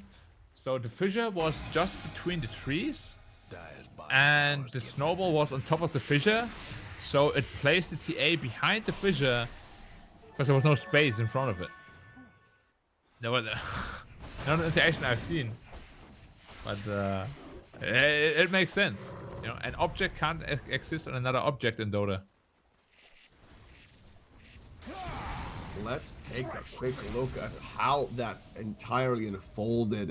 What a memorable moment we just created in the first series. It all started with Incursion baiting in the high ground, and now Stone just chilling, jumping into 3 full confidence. Look at that Snowball on the Fissure. Nah, that is unbelievable. That is exactly what allowed Stone to stay alive in that team fight. And despite a beautiful 4-man Echo, the refraction was off cooldown. He turned around and got the kills. This could have been really bad if TA died there though. Like, it was so close with the Echo Slam. He had like, what, 30 health. It could have been a turn. A game turner right there. Because Shaker would be super close to his blink, I say. He actually picked it up just now after that double kill he got there. So now Shaker has his blink, that's all he needs. Bottom tower's done for. Oh, they are lining up for incursion up top, and he really doesn't want to die. 700 gold away from having the Aghanims black. This could be a big power spike for the team fight of Morocco. Incursion, yeah, very close to the axe. They're also very close to the Brewmaster Radiance, 500 gold away of that. And Necro actually decided to indeed go for Radiance. He needs 1k gold for that. That is so greedy, especially with a game like this. Hookshot connects! After he spotted the sentry, then it flew out in the air through the trees, reaching Cancun's neck and bringing him back to the arms of the Butcher. Dismember plus Nessercrom will be enough to get the kill, and that's gonna be a 5 mega kill streak. Hell of a gold surge, 940 swing on the back of a carry kill. Yeah, and that's sort of what we came to expect from him, right? After game 1. Game 2 he was a little quiet, though it was because he was really drafted into a corner with that Mars pick. Here in this game, nice hooks all around, good gameplay overall. 9 flesh ships like 16 minutes in is pretty solid, I would say, for a carry pod, for any pod actually. Yeah, agreed. Very tanky already. His mid not Might carry. be looking to add +1. Can he Radiance get- is up. Okay, Conan should die here. He will buy some time with his ultimate and another Photic Shield in 5 seconds, but okay, he's not gonna get that close to it. He will fall. It's gonna be the 10th flesh ship for the Pudge, who now just TP's mid, spots Stone, but I don't think he can get on top of it. The hookshot will miss. That is a hasted Blink Dagger PA, Templar Assassin. You need a lot more than that to reach her.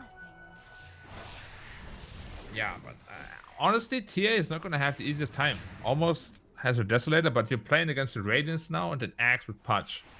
And Pudge with Axe. Yeah, the Rot was already a pain, and now it will be an even bigger one.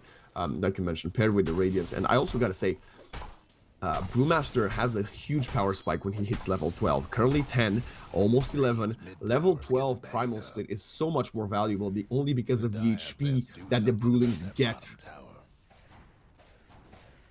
Yeah, as you said, it's super valuable. Cooldown goes down, damage goes up, HP goes up. Very important level up. 100%. Now, this is the problem that the Tunisian draft has, right? We spoke about the lack of catch. Now that the game is actually very even, how do they ever start a fight? How do they kill? I don't think they do. Unless if they do now. Oh, nice blink away from the hook shot, but instead of the Primal Split, they're jumping in on top of the pod. There is a Blink Dagger on the Tusk that we did not spot. Can Cancun get caught? No. They're going to turn around with the Q and hero for gets a triple kill and the Stolen Reaper of Sight. And Morocco says, no, this is our series. Alright, that's the Rex maybe gone even. Klinks is a massive Rex killer, he has a Desolator as well. But now, that's why they picked up a Shaker, huh? Makes complete sense. We wanted to see a bit more team fight from them in that game number 2. We doubted this Shaker. He was punished. He was struggling. He was level 3 at minute 9. But back-to-back team fights as we see this happening yet again. Jumping in and look at the perfect echo. The HP just smells Mortadito with the cherry on top. Stolen Reaper of Sight Black. Morocco right now, they melted the range racks and they're getting out without losing anybody else. Yeah. 5k gold swing. Big win. Now there's almost a nullifier already on the Klinks. This Necrophos is not going to have any game. I really don't, agree with his itemization at all. Like, if you have a bad game like this, you cannot go for Radiance. It's just too slow. It's too greedy. Especially if you already have no catch. Imagine how good an Eternal Shroud would have been here. Yeah, he definitely would have lived there. Or really any sort of HP item. Even a Lotus Orb maybe to help the Tusk against the Dismember, There's lots of options. Just Radiance is not the best one. He's TPing down there right now.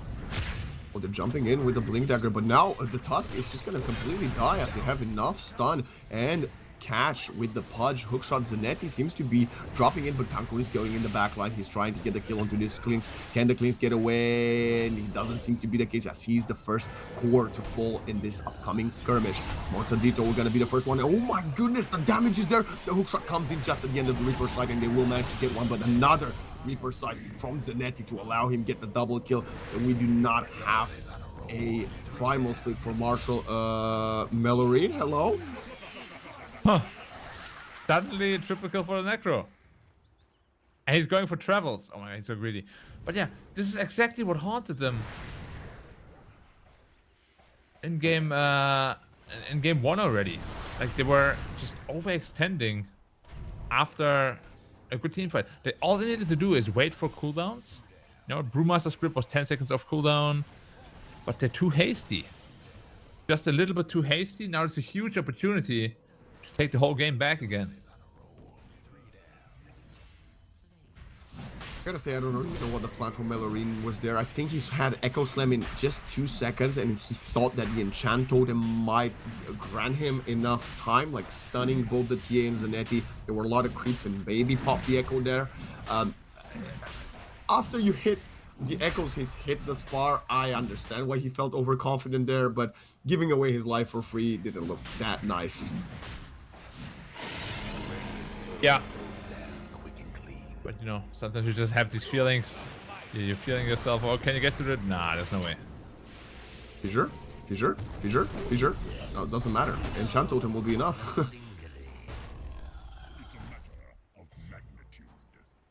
Alright, so Necro actually went for travels as well. That is unbelievable how greedy he is. Let's see who's gonna get to the shard. Tormentor is falling first for the Radiant side. It's gonna be Q. Okay, Black, I mean, hear me out. I am one of the Tusk shard hater. I think it's probably one of the worst shards that you can get on anybody. I would certainly never buy it. Exactly. Okay, thank you. Exactly my point. Yeah. I mean, I like the fact it makes the shards slightly deeper, but it deals like 85 damage per second, and like you just get out of it in a second. I don't really. It's just not a good item. I think like it's a placeholder that Valve forgot to replace. I actually think it can be quite valuable if you're trying to hold high ground or tower, because the damage adds up over time. But yeah, like other than that, it doesn't really do a whole lot compared to other shots anyway. This Clinks is about to have a nullifier. He has it actually. It flew in.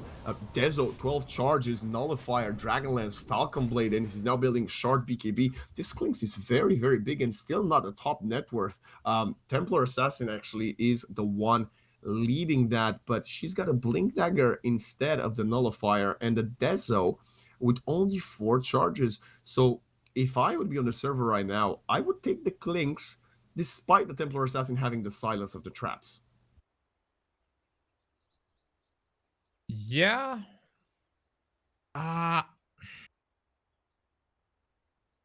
Man, Waxen. Yes. I'm unsure. I'm unsure what to do now as the Necro. If I was the Necro in this situation, what do I do? You would wish to be a Doom so you could sell your items at a 90% discount and buy a Lotus. Yes, that would be nice. That would be great, actually. But now he's playing against the Nullifier as well. So his Ghost Throw will be worthless. Klings can solo kill him. Patch can solo kill him. He has a BKB queued up next. I mean, he needs one, I guess. But, like, is he gonna get it before the game ends? That is the big question mark I have. Yeah, and also is it a game changer? Because I still believe Lotus Orb probably just adds a little bit more value. BKB is good for you, but Lotus Orb is really good for your team. What about a pipe? Sure, that works too. Maybe the plan was for Abaddon to build it, but this Abaddon just died a lot. He barely finished his mech, and now realizes, oh man, if I want to finish my pipe, I'll have the Ags in minute 70. So that's why the Necro went that build. You know, sometimes your supports reassure you. You're like, yeah, I'll get that item, and they just never do because they're a support. Right. I mean, I'm trying to come up with an explanation for the, I guess, rather questionable itemization from the Necro. Was it just...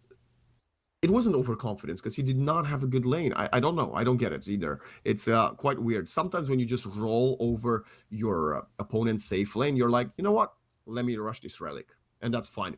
But Zanetti was struggling so hard. I think it was minute, I don't even know, 16 when he had 2k in the bank. And they've had some successful teamfight scenes since, which allowed him to complete their Radiance. And then the travel boots, you know, he had a triple kill bottom. But he feels like a non-factor, which is not what a Necro should be in the current patch. Yeah, I agree. He's kind of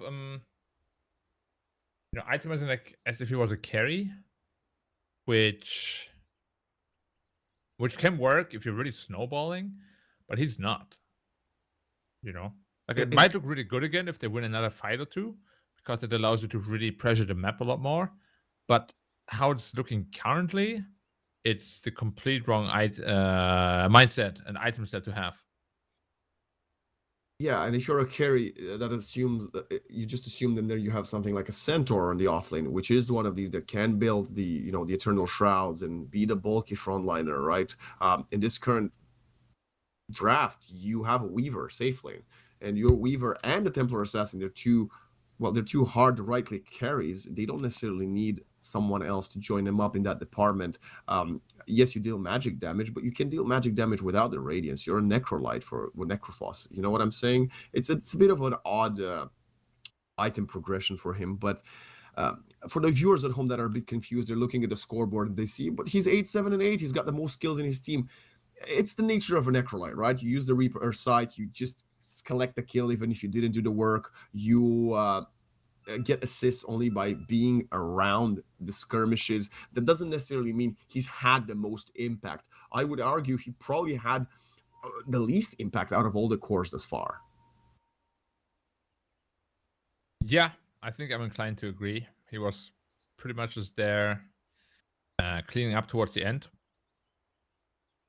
But yeah, again, like if the next 1 or 2 fights go really well, he can definitely scale to become a powerhouse.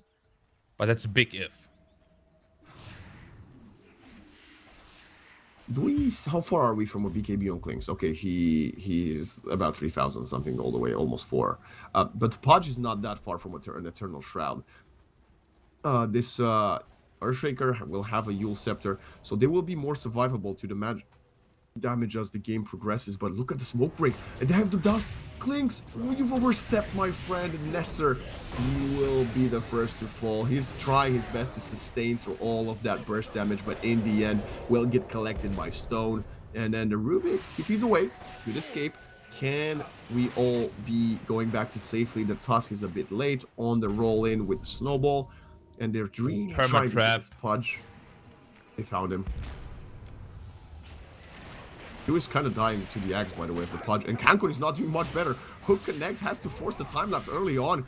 Okay, this Pudge is very, very big. They're trying to jump in. Do they have any breaks? So they have Zanetti closer. He wants to get the Reaper Sight onto the Pudge, but he's going up north. The Telekinesis is buying some more time, removing Stone away. Reaper Sight comes in to stop the Dismember, but the Pudge is still alive, and now you don't have the big ultimate to burn him down. The Abaddon just dies to the Primal Split, and the BKB is forced on the Weaver. Now they can have a re-engagement coming in from the Dire side. Hook shot. Okay, that was a really wild swing, but it will not connect. Can they get Zanetti though? Does he have a TP? Beautiful fissure, instant cancel. And now Incursion will get yet another fresh flesh hit.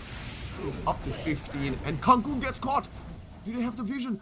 The arrows are flying in. He's dusted. He falls. Wow. Both no buyback.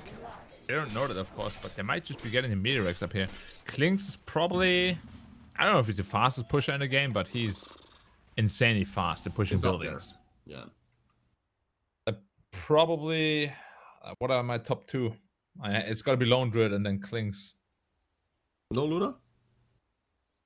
Luna is good, but Luna requires you to kill Targets. the first tower first. Yeah. Yeah, and then it becomes ridiculous, of course. But the first tower, you're actually just kind of normal, right? I mean, Viper is super toxic, no pun intended, because you literally just hit the tower 7-8 times and it just dies. Do you think this was a bit of a mistake? Well, or a big mistake coming in from Tunisia. They felt overconfident with the Aegis. They smoked up and they chased literally all the way from the bottom Radiant tier 2 into behind the mid Dire tier 2. And in the end, they got punished. Oh, yeah, 100%.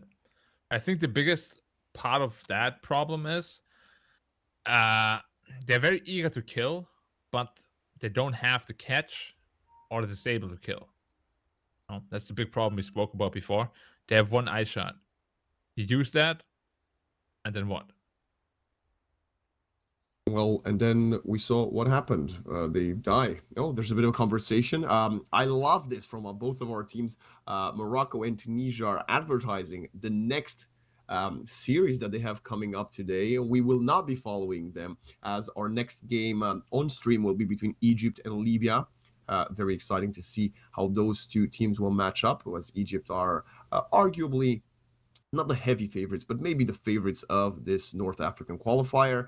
And hey, these two teams are making a good statement as well for that pole position, maybe second place, as they are both, when delivering, playing very well, but also making some mistakes that could be capitalized on by a higher, more experienced team. Yeah, I'd have to agree. It's some mistakes are obviously bigger than others, but yeah, Tunisia right now is on the ropes. There were a lot of unforced errors this time around from them.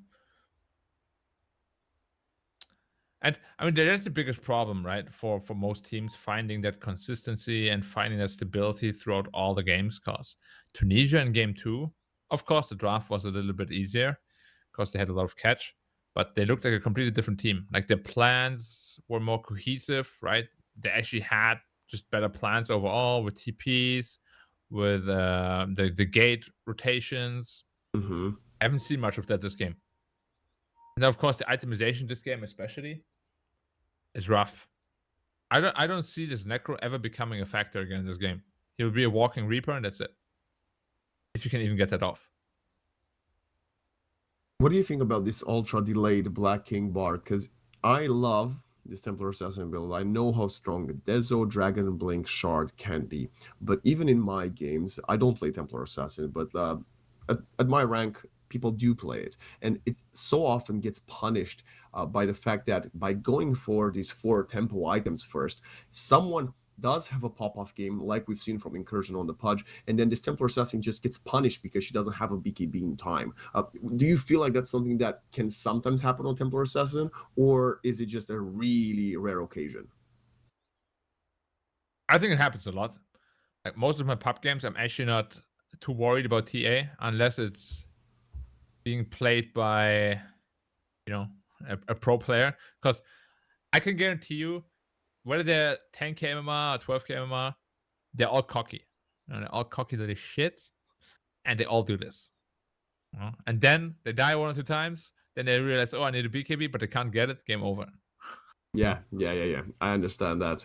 Yeah, and it's really frustrating. But I love playing against it because I know they're just ticking time bombs. No matter how good they play, they'll make a mistake eventually. You always do. Just DOTA. I like this. This is reassuring for my confidence, as we're still waiting for the Cancun to reconnect for the Tunisian side. Sadly, to see him struggle with internet problems. I think this is something that actually kind of pestered this entire series. Remember, even the mid lane when we had the Conca versus Monkey King matchup in that game number 1, when we had a bit of a unwanted dive into the tier 1 tower at level 3. The Monkey King was running away with that lane anyway, but it didn't influence the result of the match, as the Kanka found himself on the winning side for Morocco. That game 1, that laning phase in particular, feels like a lifetime ago, Black. Yeah, it really does. That's the thing, though. throughout game 1 to 3, both these teams had their own struggles, of course, but the inconsistencies between the players, they're quite astounding. I don't know if it's just the hero comfort or the game position they're in. It could be nerfs, could be the pressure coming in. There's so many factors that we can't really quantify. But matter of the fact is, Morocco right now, they're feeling themselves. For sure. They're feeling the momentum. They're riding the momentum. And, I mean, game has been paused for a while, but they're probably going to get this top ranks. And if they're not too careful, they might even lose the mid ranks. Like, they have to make absolutely sure they don't lose another hero now. Okay, I'm looking at Martial Soul as well. He, I believe, has a full Manta style. Yes, he does, as we can see in the courier flying into him. That game will finally be resumed, ladies and gentlemen. Thank you so much for being patient with us here of the IESF North African qualifiers. That wasn't even that long of a pause, Black. I've seen some tier 1 games with like hours and hours of pause, so I think our viewers should be more than content with a quick fix. We see the racks falling, just as you predicted. Incursion using the meat hook to get one of the catapults of the Radiant side, and now they're just knocking at the mid tier 3. I think this is slightly overconfident. They're still playing. No! What a timing! But Stone does have the Aegis and is getting saved by the Snowball.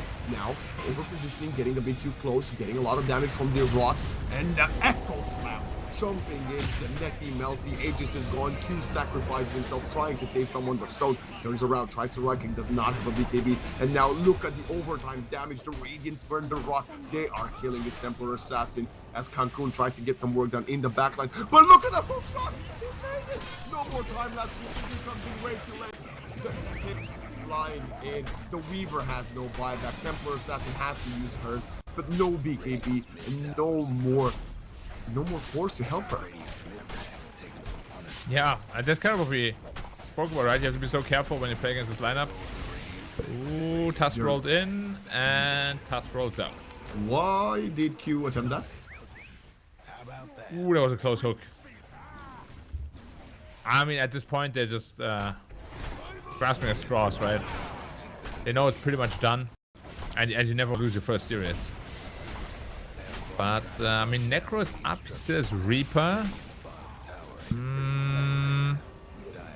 There's an opportunity here to make something happen, but they'll definitely defend, but they just leave now, and 16k gold lead. Woo!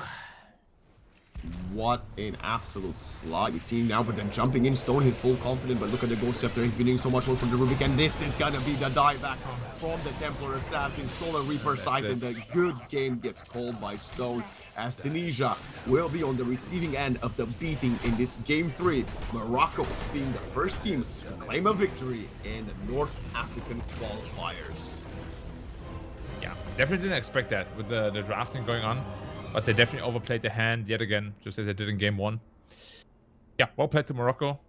Tunisia, draft was good, but these kind of drafts are really difficult to play. And I would ever really only encourage teams to play this kind of draft if they're like really top. You know, like for an amateur team, you cannot get away with these kind of drafts. It just requires too much knowledge and too much perfect movement, and that even a lot of top teams struggle with. We were doubtful twice, well, 3 times we were doubtful for the Moroccan draft, and hey, 66% win rate with a questionable draft is a pretty good statistic if you ask me. Quite curious, Black, how many more of these successes do we need to see from Morocco for us to actually turn into believers of their drafts? I mean, we can only really predict things based on what we can see, right? And the draft was, it's interesting. You know, it's not terrible. It's not a terrible draft. It's just very hard to execute, especially the lanes. But they've done it in game 1 and done it in game 3. Will you ever convince me though? Probably not.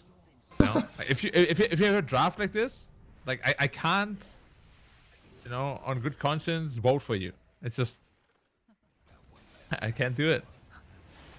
It's no matter how good you play, you know. I mean, I'm happy that they won, honestly. I really am. They outplayed the opponent with a quote-unquote inferior draft.